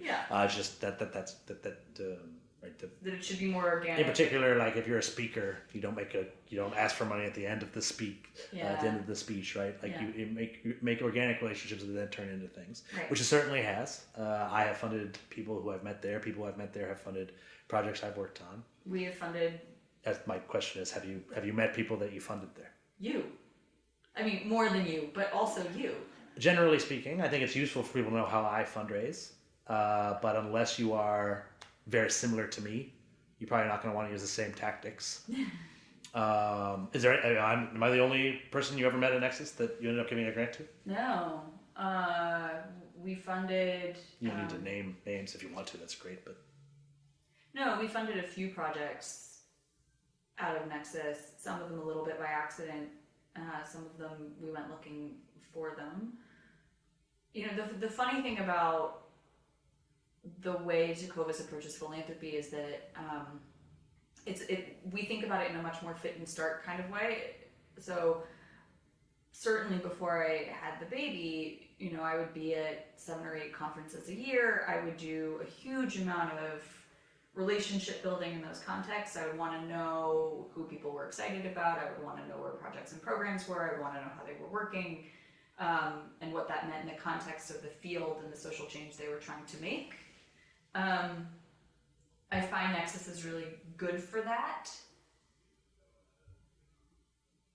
I have totally lost my train of thought. that's fine. When there are so people come to Nexus. Some of them come to Nexus probably thinking that Tecovas is a possible funder for them. Yeah. I know for a fact that this is true. Yeah, I know for a fact it's true. Sometimes people reach out to me to ask about how to approach Tecovas. Rarely. You get so much more outreach than I do. I find this fascinating. We, in fact, on the current, I'll blow them up a little bit because I don't think you would mind, but on the current unfunded list is Transfer Nation. Yeah. Samir, and he was at Nexus US last week. Yeah. And afterwards he said, I was really trying to connect with Mary Galeti from Tecovas. I see on LinkedIn that you are connected. Do you know what I mean? And it is, I have a very long list of people like I eventually want to connect. I have a process for doing this now. Double opt-in, for instance. So like if you, at some point I might end up connecting with him. Yeah. You read a few proposals, the proposal that did not make the list. He then got feedback from us and submitted a better proposal, and then did make the list. And that's the process that you want, right? Yes, that's what. In fact, everybody who's on the current list is there on at least their second proposal. Yeah. And with all of them, I thought I was actually very disappointed with their first proposal. Delta matters, man. Delta matters. Well, it's just people can be good at a lot of things. Yeah. No one's good at everything. Yeah. And grant writing is very rarely on that list of things that you're good at. Yeah. And in fact, I found people who are good at it are rarely good at anything else. Yeah. And so that makes this whole process quite tricky. Because some of these folks are excellent with their regular writing. When they write about their program, their website copy and stuff is very, very good. But then because they don't know what they're doing, they don't know what the person's looking for. They don't. Yeah, it's so awkward. I feel it's the not same about very academic natural writing. language. Yeah. Like I'm trying to write academically now, and I'm a capable and competent writer, but writing academically, I am just garbage. It's very good. Is a very good comparison, right? And it should be like some people might be very good at writing poems, but not essays. Yeah. That should be pretty simple for us to understand. I would love a world where there was no format for the proposal. They just please explain your program in the way that you want, right? I mean, I think that's the it would point. be better That's writing. what but most people are trying to do, but they just don't do it well. Well, that's the shift to like decks. Yeah. Some decks are better than others. Any people listening, please don't send me a deck. I hate decks. The problem is it's too easy for you to leave stuff out that I need to know. Yeah. If you're writing a deck that actually really does have all the information I need to know, A, you've done a really good job with your deck, and B, and but certainly do not send something that a lot of folks don't understand. Don't send decks to people who have a process for what you're supposed to send. Right. Thanks. They don't care how much you spent on it or what, or Nope. no, they have a process for what you're supposed to send for a reason. I know it's frustrating. These folks who come to Nexus and who think Tecovas might be a good fit, what should they do? They see you across the dining area or whatever, right? You're talking to Dave. He's wildly gesticulating or whatnot. Maybe you even know Dave, right?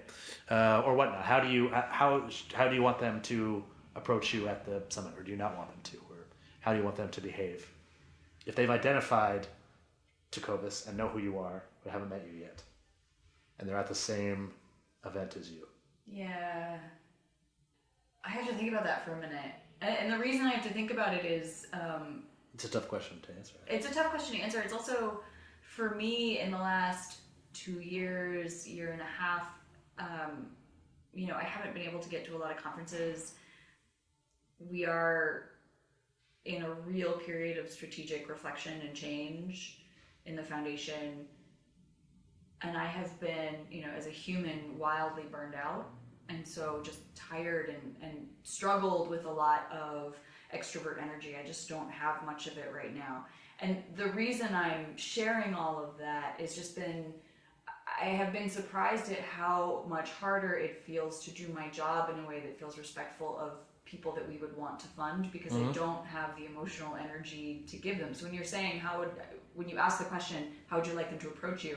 I'm like, I wouldn't. But that's incredibly the wrong answer, right? It's not I think it's kind, really it's not important to remember. appropriate, it's not professional. Funders are people, and sometimes they they could be having a bad day. Yeah. Right, or they could just be overly stressed, right? And I think another thing, it's taxing to be approached like that. Sometimes you just want to catch up with your colleagues you haven't seen in 6 months. Which at Nexus is very likely what you're doing, right? When they come up and interview. At the same time, no. A couple things. A, you have social change you want to accomplish in the world. I do. So it's irresponsible. And if there's someone out there who indeed is accomplishing that social right, change in the world, you are not doing a very good job of being a philanthropist if there's no way for these people to approach you. Right. I think very important for people to remember, right? When you go to an event, right? Lots of times they go to these events for the very specific reason of meeting a list of people who are funders. Yeah. Nexus gives you're allowed to look at the pathable beforehand, right. see everybody who's coming, see if they're at a foundation. You can do all of your research very clearly. A lot of people do come into these things and do that. Yeah. I think it is essential for them to remember that, even though they need this money. Yeah. They are themselves not getting paid enough. Yeah. There's a bunch of people on their team not getting paid enough. Yeah. There's a bunch of people who aren't even on their team at all because they can't afford to even start hiring them. Volunteering. And the result of that is that there are people in the world suffering that they could help. Yeah. And so they need this. We're using the real definition of the word need. Yeah. When we talk about them needing money, not like I need to take a nap. Yeah. Actually, sometimes you might need to take a nap. Right. No, but I'm trying. I need a third cup of coffee. Right. This is why I struggled with your question. I actually, you couldn't see this, dear listeners, but I actually felt moral struggle on my face because on the one hand. Well, it's hard. I think when you're in that, just like I was saying, these folks are focused on the fact that they need money. Yeah. And it's hard for them to also focus on the fact that you are an individual person with feelings and desires, and maybe you're not having the best day of your life right now. Yeah. Right? And maybe 9 people have already asked you for money. Yeah. And they did it pretty awkwardly. Yeah. And you coming in there to be the 10th. So I think there's a few things. One, it could go poorly. I mean, when you go up to a conference and the funders often have to deal with this. Yeah. Especially, I find so Nexus does not put your organization on the name tag. Yeah. One of my favorite things about going to Nexus. For a while, when I went to conferences, Dave Moss Family Foundation. Right. It's the worst. Yeah. It's the worst. It is. You don't ever go to a conference with that. Or honestly, if you're listening in as a fundraiser, try going to a conference that way. Register as your name, and a foundation. blank name foundation. Yeah. Right? And see what it's like. Yeah. To have every single person ask you the same questions. You get super funny though. Everybody, you suddenly become you're already very attractive and funny, but no, suddenly. My go-to funny answer now. So that often, what they mean is, will your foundation give me a grant? Yep. And what they say is, tell me, what does the Moss Family Foundation focus on? Yep. Right? I know what it means. Can I have money? Yeah. Right? But tell me, what does the Moss Family Foundation focus on? That's probably the number one question I get. Yeah. My joke used to be, well, thank you for your interest. I had a business card that just said, thank you for your interest. And then I would stop, I wouldn't tell them, just thank you for your interest. Now I say, oh, you don't need to worry about that. Isn't that good? Feel free to. Oh, you don't need to. That's not for you to worry about. No, and I'm doing them a favor. They do not want to be involved in any sort of Moss family business. They think they do, but trust me, you don't. The reality is we're funding the nonprofit that I founded. Yeah. And that's pretty much it. You really do not need to worry about it. Yeah. But you can submit an application to the unfunded list. Yeah, no, and I can handle this. I can handle this conversation, right? But and I understand why they guys Moss Foundation. I need money. Yeah. I'm at this conference for the Yeah. specific reason because I'm trying to meet Yeah. donors to my program. And oftentimes, I was at that conference because I was trying to find new programs that I might work with. Yeah. One of the things about me is I usually work at a nonprofit that's trying to partner with nonprofits. Yeah. And I'm also an active funder, which in some ways is kind of Well, so I have a kind of unfair to the people I'm trying to approach, right? Because I'm selling and right. I might be able to give to them, but whatever. So Life's not fair. I have a friend runs a VC in India, and I asked him, actually, we had lunch, and I asked him how he deals with sort of the constant pitching, because if you run into a VC, it's the same thing, right? VC funding and foundation funding are very, very similar in terms of the power dynamics, in terms of the culture of pitching, the culture of asking, like that's all really present. So I was like, how do you deal with it? And he was like, honestly, because most of his stuff is local to a particular city, so he can do this. But I've been trying to think about what it would look like in my own practice. He's like, I tell everybody I'm not having this conversation now. Every Thursday from 9 to noon, I will take whatever meeting in half an hour or 15-minute blocks. Here's where you click to schedule. I will be at this place. You're coming to me, but I will be here. You have 15 minutes. We can have a conversation, and that's it. I like that. No, that could work at conferences. I really Hey, listen, I'm at this conference right now. Yeah. But I have office hours every week. Yeah. And you want to tell me about your program? I will seriously consider it. Here you go. I think that's very smart. I've not heard of anyone who does that. I like that. I really like it. I like that quite a bit. I realize it can seem a little bit aggressive, but it would also help me be more present in the places I want to be present without having to think through, I have to have another hour and a half coffee to hear about a program that probably I could tell you in the first 5 minutes we wouldn't fund. And it's not the best. They don't want the ideal situation for them is not to be pitching there on the floor of the. Yeah, no, right. Nobody wants that. It's not good for anybody. Mm-hmm. No. You're just far less likely. You've probably heard several. You might not remember it at all afterwards, right? Oftentimes, I come home from conferences and I'm looking at a card and I have no idea who this. No, yeah. My memory is pretty solid, but I've noticed as I'm getting older, there's always 2 or 3 cards in the pile, and I'm just like, I don't know what that company is. I don't know what that. Yeah. And for all I know, I loved it at the time. But these things are, especially now after 8 years of going to Nexus, right? And a lot of the other conferences I go to, I've been before as well. So a lot of it is catching up with people who you only ever see at that conference, and also trying to meet new people. It can be, it can be quite overwhelming. Yeah. To finish that topic, Yeah. because I met you at Nexus and you did fund me eventually. Yeah. We'll talk a little bit about how I think that happened. First of all, it was several organizations ago. Yeah. And you have given grants to support my work at, I believe, 3 organizations now. Yeah. I think you have funded more than that in terms of organizations where I worked, but it might not have been specifically like, this is to fund what Dave is doing. Right? Like I believe you were supportive of Atlas Corps, but I don't think that they were like. I was supportive of Atlas Corps, but not while you were there. Okay. We've given them a grant, but not while you were there. But you're a big part of why I know what I know about it. All right, good. You hear that, Atlas Corps? I'm sorry, it's maybe true. Be nicer to me. No, they're all very nice to me. They are super wonderful. No, and whenever Scott is a gentleman in a even though I do not, and that's why I think it's an interesting. Even though I do not work there anymore, like in some ways I still work there, right? Yeah. I was in partnerships there. Some of the relationships I have are still relationships there. I still play an active role in stewarding and cultivating them because that's the sector we work in. It would be irresponsible. It wouldn't be helpful to the social change I want to see in the world to not do that. Well, and you're proud of your work there. You placed a lot of incredible people and a lot of incredible organizations to mutual benefit. And it was pretty. But when we first met, you did not fund me. I did not ask you for money during that first meeting. No. I remember at the end of the State Department tour, they asked us for money. They did. And I told her that was ridiculous. I remember I used the word ridiculous. I said, don't be ridiculous. It was one of the least talk. I hadn't been asked for money that many times at that point in my life, but it was just. It was hilarious. Look at all this priceless stuff we own. And if you want to give us a check for some money. I remember I try to be helpful as well. I always try to be helpful if I say no to give us I don't think any of us are going to give you money, but I do think there are donors interested in historical preservation.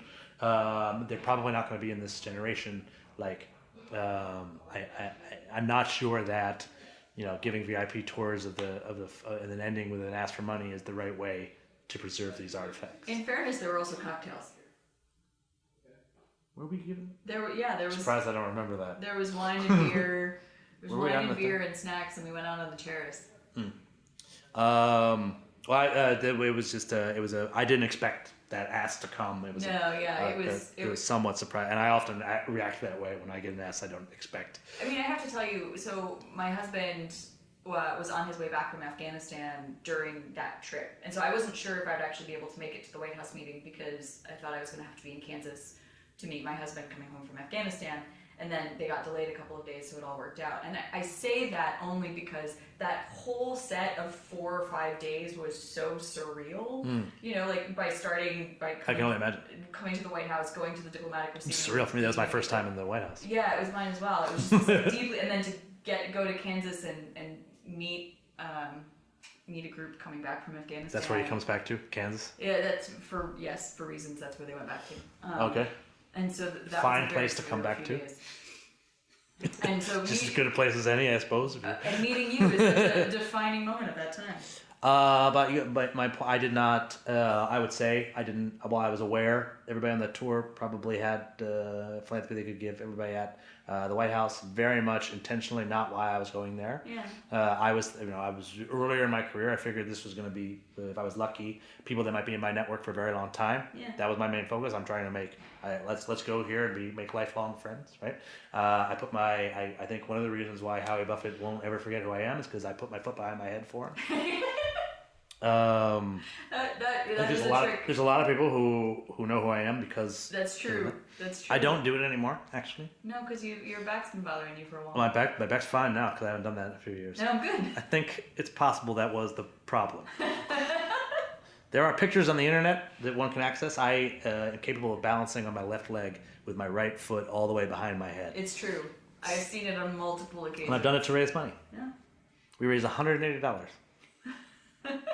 I was just betting people that I could do it. Yeah. Here's a piece of advice when it comes to Dave Moss telling you he can do something: do not bet against him. Yeah, I'm not betting unless I know I'm going to win. Yeah.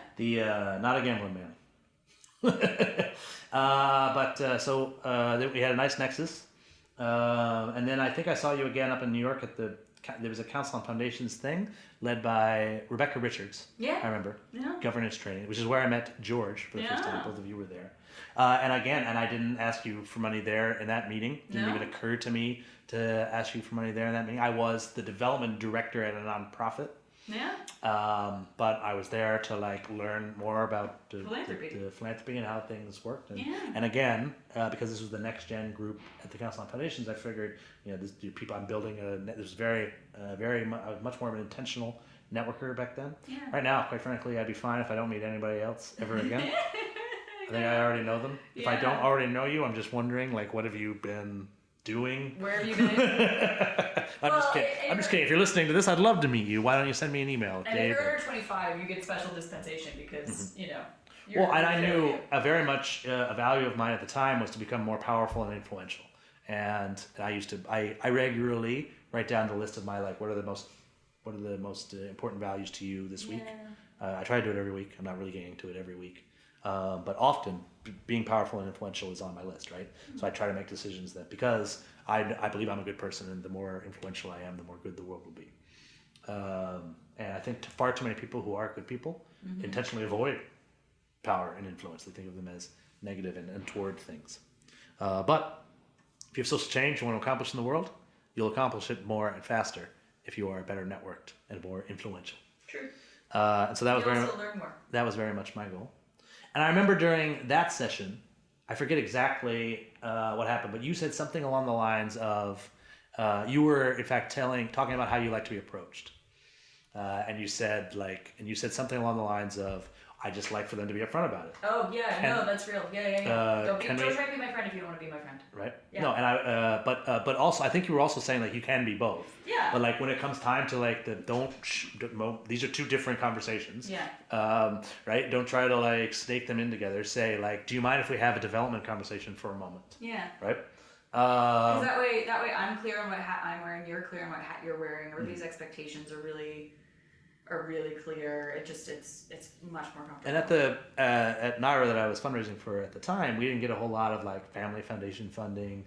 I didn't really see, but at that one, when I was talking to George, he seemed someone interested in the work. Yeah. Again, I didn't ask George for money. I was just telling him I talked to him about that campaign we were working on. Yeah. Probably the mosquito, because I had just Yeah. defeated the mosquito. Google Dave Moss mosquito if you want to learn something interesting about one of the more successful campaigns I did once.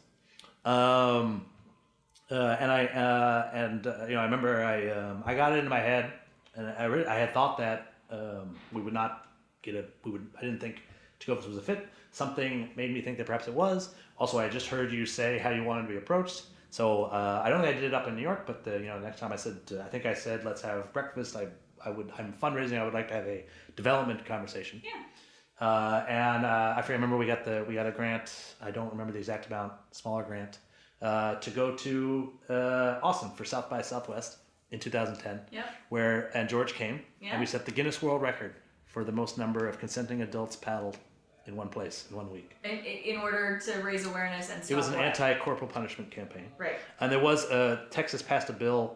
New Mexico passed a bill that week banning corporal punishment. Yeah, in schools especially. The only place it's legal is in schools. Right. I don't clarify that because it's the only place you can legally hit children. School, public school, where they're forced to be against their will.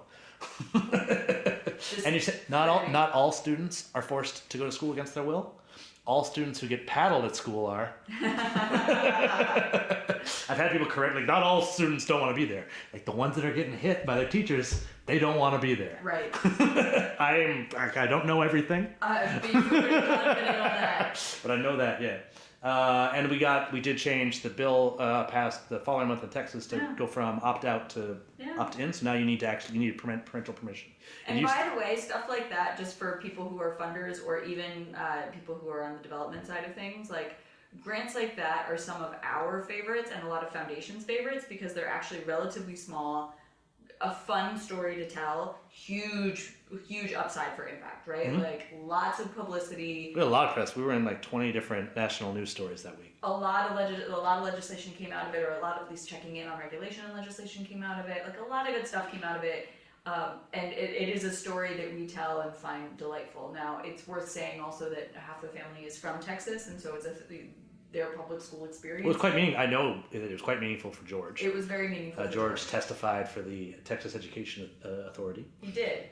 But just for the record, sometimes it's those small, as much as I will sing the song of general operating support all the live long day, sometimes these small sort of hilarious bets are actually hugely important. Well, and I would say that the grant made it possible for us to participate in that campaign. It wouldn't have covered everything. Yeah. We partnered with we had a coalition of at least 12 anti-corporal punishment groups, and also partnered with Mark Echo. Yeah. He covered the cost of the stunt. Yeah. Because getting into the Guinness World Record was very good for his brand and everything. Right. But also great awareness for us. Every partner had a role to play in that. Mark did also testify for the committee, which was kind of a shit show because of how famous he is, right? Also, New Jersey billionaire comes to Texas to testify. But credit where credit's due. Where did you meet Mark Echo? As we talk about at Nexus. At Nexus, as we talk about why you come to these things, and that stuff happened organically. I didn't ask him for money first. I said we work on the same issue. Yeah. And he hooked me up with his, and he never actually gave us money. We were able to partner with him on that. Yeah. Got like, hey, I can pay my own airfare. I can come. Actually, I think they might have paid for my ticket, but that detail's not that important. They didn't pay for too much. They were doing their work. We were able to bring issue expertise. Mm-hmm. I knew everything about. They knew they didn't like it. I knew there's 100 years of social science behind corporal punishment showing that. Which is why we were able to, because there were a lot of questions at that booth. Yeah. A lot of people don't know that it's happening.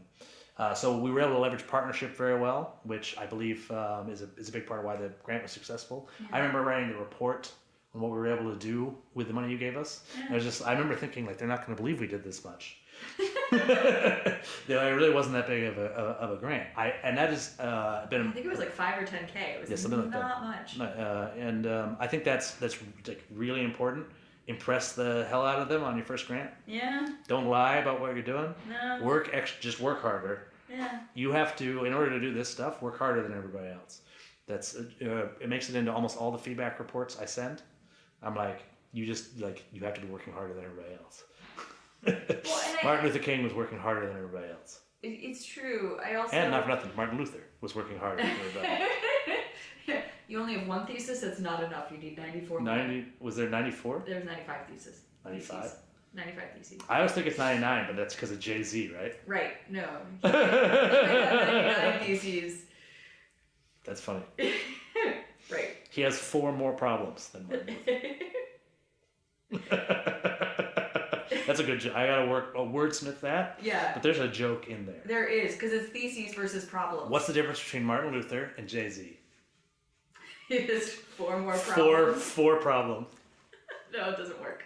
You're gonna have to work on it. It works pretty good. No. We'll see. Okay. If you're listening and you like that joke, please send me an email so I can forward it to Mary. I think we've had a very good conversation so far. I just want to wrap up a little bit.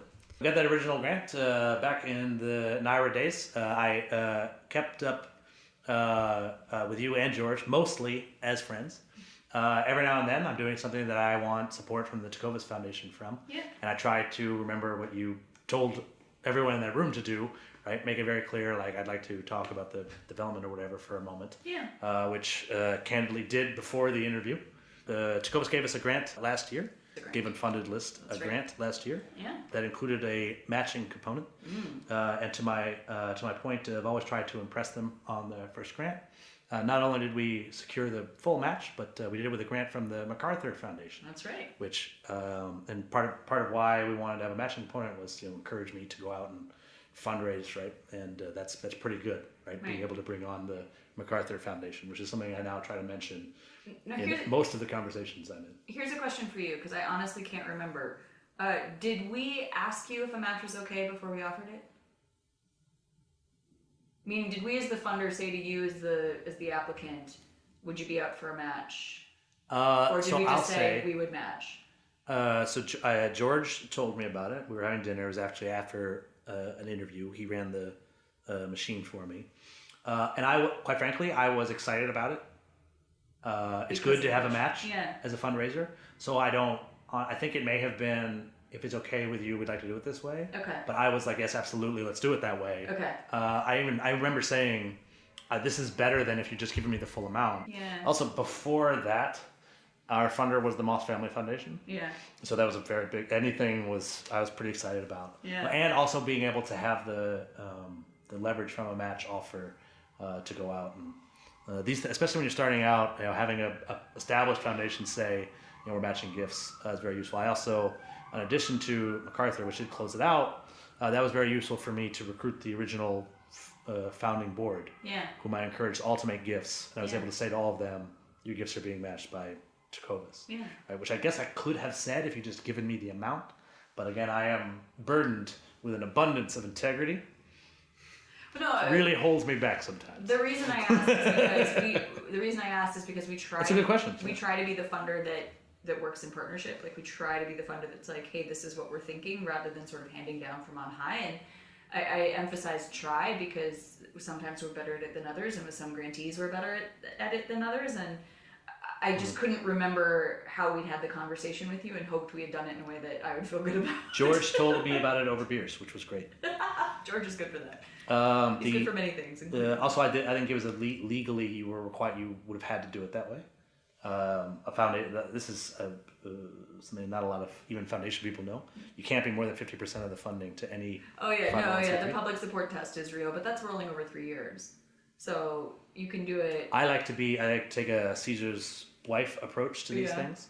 I think I'm aware of what laws are. Yeah. It's not why I do things. No, I know. I think you shouldn't have one funder who gives you more than 50%. I actually totally. But if it's in your first couple of years, I feel strongly about that because it just takes something else in your first couple of years. Yeah, no, and that's something I should know. I think you're right. It is over. I think it does have to be over 3 years. I mean, certainly the IRS wouldn't catch on to you until 3 years went by. I applaud your integrity on it. What I'm saying is that, especially for newer organizations, usually you're going to have one or two that are your primary funders until you can build that deeper base.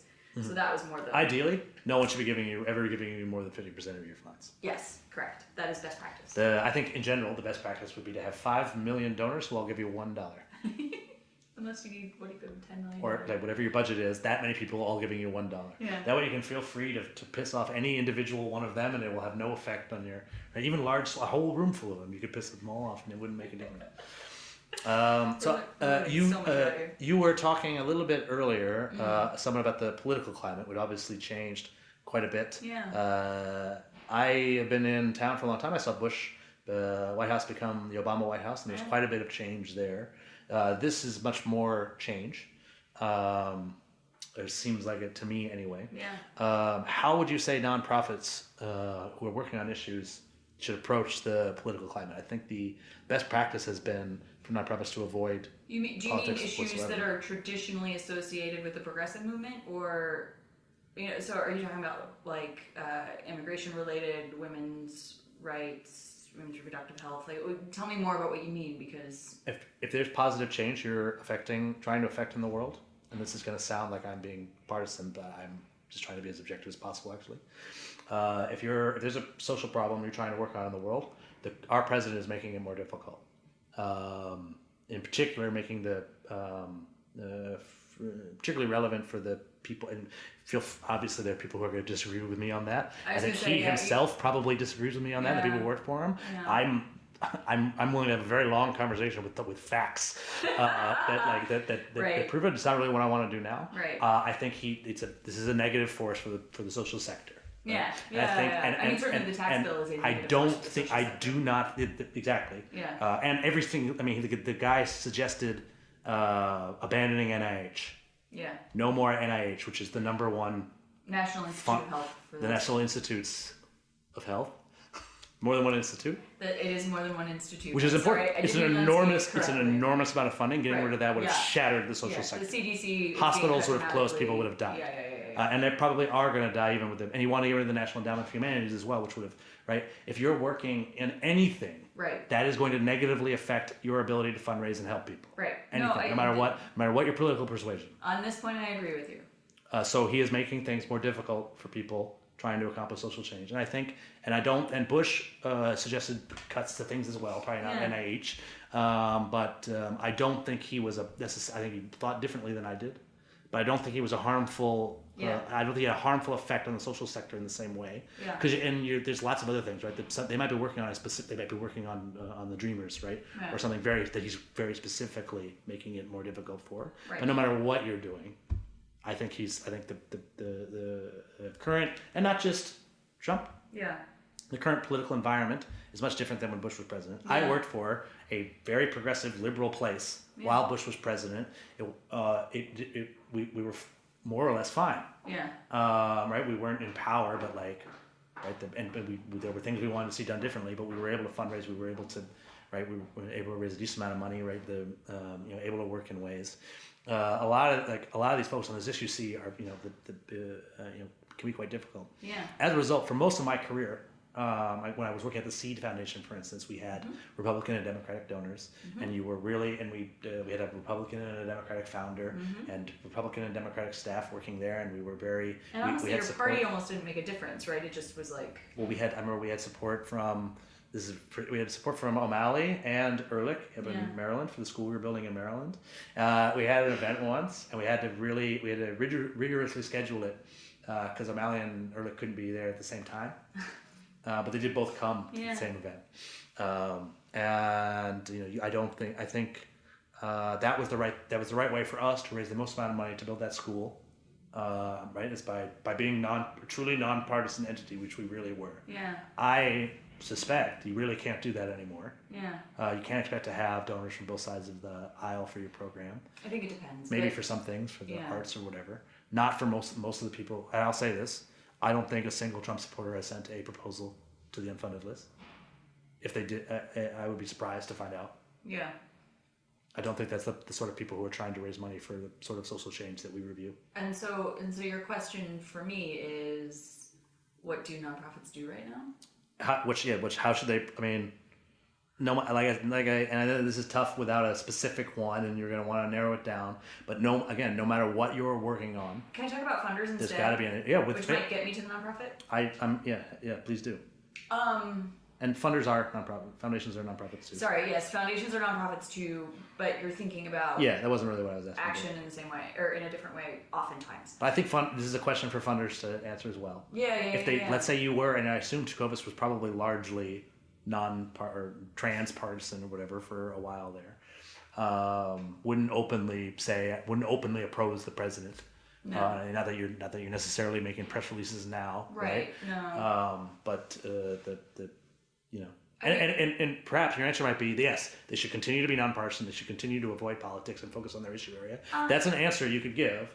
I think it's clear I would disagree with that, but I also, in that case, I think it depends. The thing that I want to say to funders, and by funders I don't just mean foundations or philanthropists. I mean, if you are moved to give money in service to a cause to make social change, right? And so when I said at the opening that everyone is a giver, if this is a way in which your activism takes, or a form that your activism takes is the distribution of capital of whatever scale.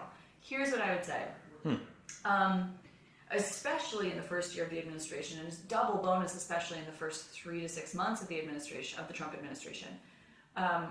Wonderfully, gratefully, happily, excitedly, the ACLU has more money than they know what to do with. Planned Parenthood nearly has more money than ACLU joined Y Combinator. Yes, they did. They have their own thread in Y Combinator. Planned Parenthood has more money than they know what to do with. The Southern Poverty Law Center is doing really, really well. There are a lot of these organizations that are these big institutions, which, trust me, I am not anti-big institution. But there are these big institutions. I want to point out real quick that those organizations very much were partisan, talked about Trump as part of the fundraising effort. True. Though the ACLU has also been the Trump administration, or been what the ACLU is, which is the defender of the First Amendment, and still taken some heat for doing that. They have changed a couple of policies, especially post Charlottesville, but if they will defend cross burners as much as they will defend high school kids walking out of school, and that's, I would say as much. They will defend cross burners. They will defend you. They will not defend you if you're violent, but they will defend you.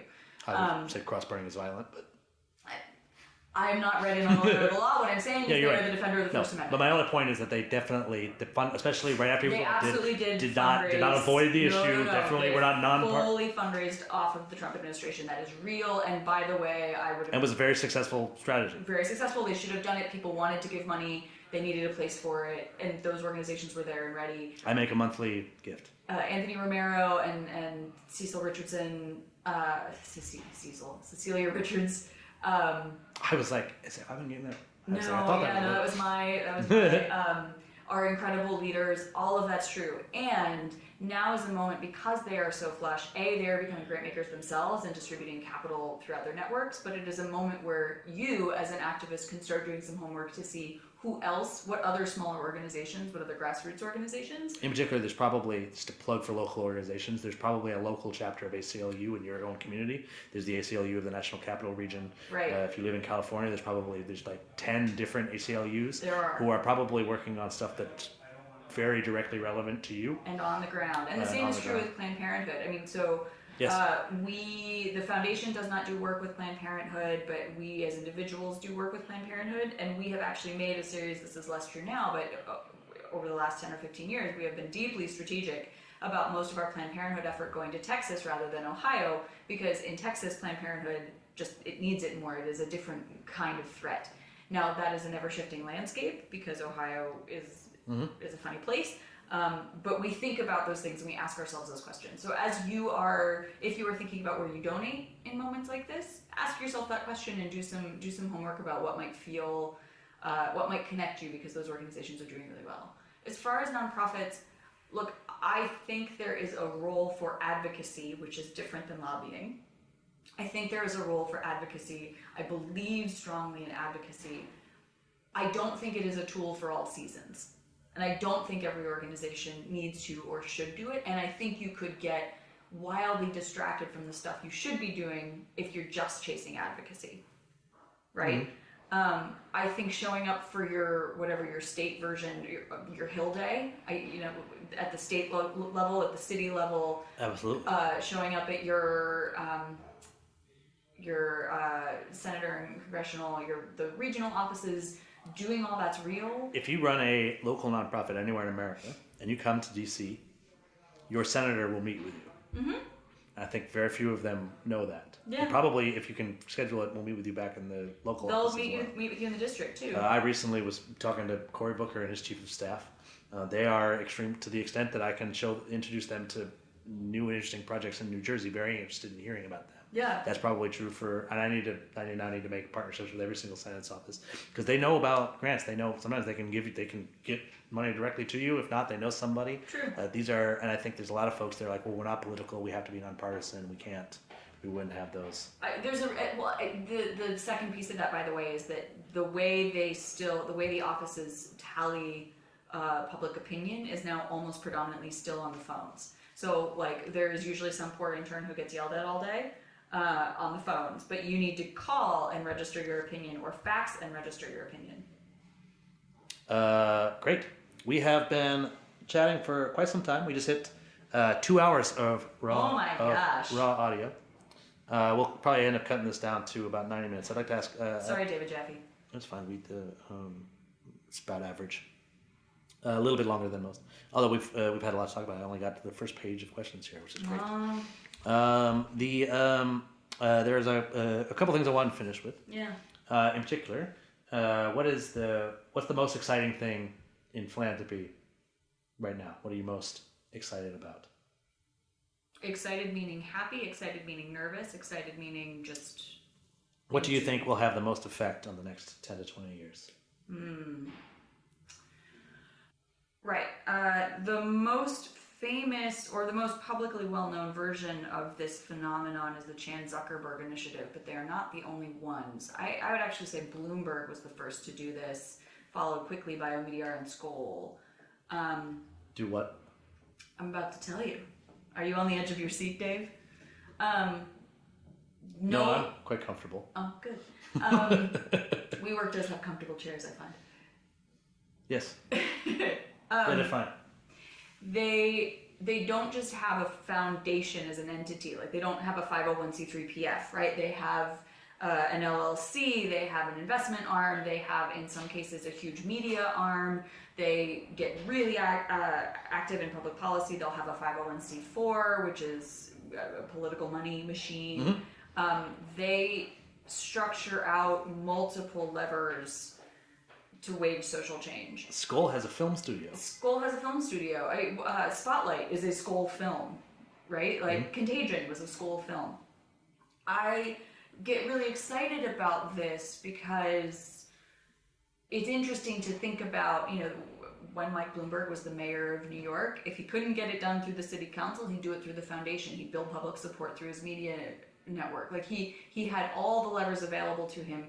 Thankfully for us, he was a benevolent dictator, right? Mm-hmm.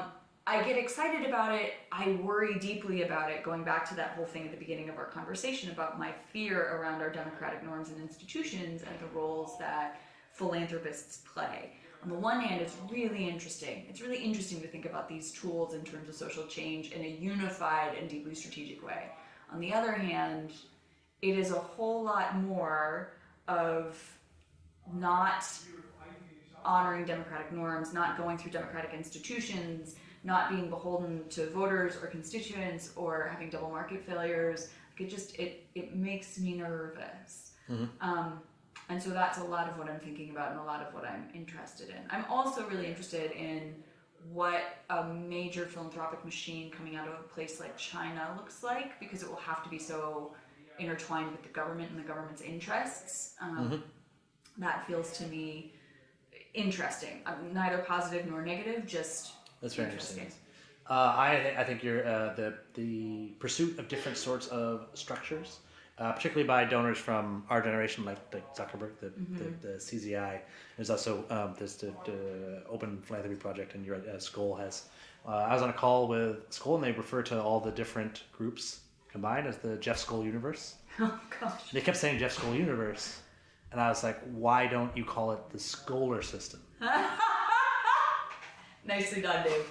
Thank you. That is outstanding. That is a missed opportunity. Well, I think if it's possible, one of the lasting legacies I leave on the philanthropic sector is that they will start calling it the Skoller system, because that is the obvious choice. You'll have to listen at the Skoll World Forum and see if it heads up. No, they it's very so they have Skoll has the film studio. I think there's one foundation that focuses entirely on nuclear non-proliferation. Yeah, the global threats. Yeah. And then there's the awards he does, and then also the forum, and they have this like that is very interesting. And then there's his private foundation that's just like the Jeff Skoll or Jeff. And in particular, also, and there's a number of other philanthropies I know that do this. You don't always need to go through the official tax benefit structure to support programs. Yeah. Which is Zuckerberg got some flack for that. And it was like anybody criticizing him for having an LLC to do this just does not understand how philanthropy works. Right. Having the LLC will allow him to make investments in things that he wouldn't necessarily get there. Right. Whereas there's lots of foundations out there saying, well, I can't fund that because it's not a 501c3. That's accountant's prattle. Yeah. If you have social change you want to accomplish in the world, and you're like, well, I can't accomplish it because accountants prattle. Right. Like you're not a good philanthropist in that sense, right? Is it very similar to I have a rescue inhaler for my very mild asthma. Yeah. My insurance company will pay. It's $75. Insurance will pay for $3 worth of it, and because of that, my doctor will only give me 3 refills at a time because that's all the insurance will approve. Right. Again, I pay $72. Insurance pays $3. Right. I would like more than 3 refills. Right. We won't. I can't get them because I can't even say, let's remove insurance from this. The doctor won't deal with it. There's this weird, silly rule that prevents us from actually giving me the medical care I need. Right. And often philanthropists will get tricked up on rules as well. Yeah. Zuckerberg doesn't need. That's true. Zuckerberg doesn't need tax deductions. He's not giving for. He has more money than he could ever possibly spend. He has more money than his great-grandchildren could ever possibly spend. Totally true. So if he wants to start giving through an LLC, have more flexibility, that makes I'm not just cool with it. That's like that makes 100% sense to me. Right. I think where it gets unnerving, or when someone like Bloomberg is also in office. I think Zuckerberg might be eyeing office as well. Yeah. And this isn't that new. Nelson Rockefeller did the same thing. It's not a new phenomenon, but it feels it's been poorly done in the past. Right. That's very interesting. One of I find that there are lots of conversations about how these like really big players are contributing, and there's talks about celebrity philanthropy and all of that. Yeah. One of the things I find missing from these conversations is that everyday people give as well. Almost every American gives. In fact, small dollar donations from individuals is almost as much money as Gates and Bloomberg and these people are giving. And people tend to give more of their percentage of wealth. So folks who have less money tend to give more. To different things. Yeah. You're much more likely to give, if you're running a social services thing, yeah. You're much more likely to get a donation from somebody who's actually needed those social services than from somebody who's just thinking about, like, wouldn't it be great if we offered these services, right? So if you look at where particularly low-income Americans give, their church, their YMCA, things that have actually helped them, and they often don't even think about it as philanthropy. They're giving what they can, which is very different. And they wouldn't say they are philanthropists. No. The word philanthropist has a overwhelmingly negative connotation for low-income Americans, and an overwhelmingly positive connotation for high and middle-income Americans. What does it mean that I hate it? You hate it. You hate the nebulous nature of the word, and would hate any word that has become that nebulous. I feel. When low-income Americans have a negative reaction, they're thinking of usually these are black and brown Americans, thinking of the white person who came in and said, I'm going to solve all your problems, built half a school and then left. No, I hate the arrogance part of it too. And I would hate that too if somebody came into my community and told me how they were going to, I don't like that either. Right. So, but anyway, sorry, I digress. No, you digressed into a philanthropy conversation, which is the point of open door philanthropy. So that's very interesting. Do you have any plans or thoughts yourself of perhaps different structures or anything? You mentioned you were perhaps doing some strategic planning this spring. We are doing strategic planning this spring. I am trying actually not to think about it. I find that one of the regular patterns in our board work for Tecovas is that I do a lot of thinking and read a lot of other structure ideas or other strategy ideas and develop what I think are some best practice recommendations, and the board kind of engages with them and kind of doesn't, and often feels frustrated. They feel like I've just imposed it rather than, well, I feel like I've done them a service. And so I'm trying really hard to not do any of that and instead think about questions that will help us explore together. which for me as a person is a lot of self-control that I'm not very good at, frankly.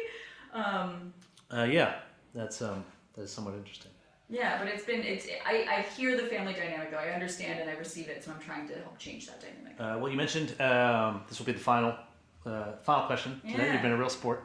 You mentioned you enjoy reading new things and learning new things. Yeah. I want to take this opportunity to thank you for your diligent service as an evaluator for the Unfunded List. Mary has received her batch of proposals as of yesterday, and she will read them and provide the feedback to me by the end of this month. I will. I'm pretty good at being on time. I've only been late twice, I think. That's fine. We plan for it. A lot of folks are late. A lot of my work is chasing down as much feedback as I can, and putting it into the reports. When the feedback comes in on time, it makes it a lot easier for us to get the reports out on time. I will encourage all the people who read your feedback to also listen to that episode. Oh God, please. So they can have a little bit more information about who it is that's giving them those notes. Thanks very much for all that you do for the Unfunded and the Unfunded List organization in particular. It's been an absolute pleasure. Thanks for having me by your office to chat today. Oh my gosh, come back. Do you have parting words for the folks? Gosh. Actually, I do. This has been sitting with me a lot. Great.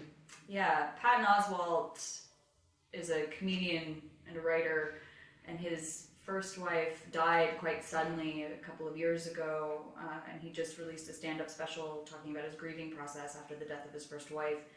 And he quotes her throughout that stand-up special. It's quite funny. It's worth spending time on, but he quotes her, and I guess what she used to say all the time is, "The world is chaos, be kind." And as much as those words are simple, as much as it's sort of an obvious aphorism, in the last few months, just in the office is literally, we can see the Department of Treasury out my window. That's how close to the White House we are. Everything is chaos, and it can be so hard in this moment of chaos to be kind. And so that's just been sitting with me. So my parting bit of wisdom is, the world is chaos. I honestly think most people are just trying to do the best they can. Be kind and receive kindness when it comes. There it goes. The world is chaos. Be kind. This has been Open Door Philanthropy with Mary Galeti from the Tecovas Foundation. Thank you for listening.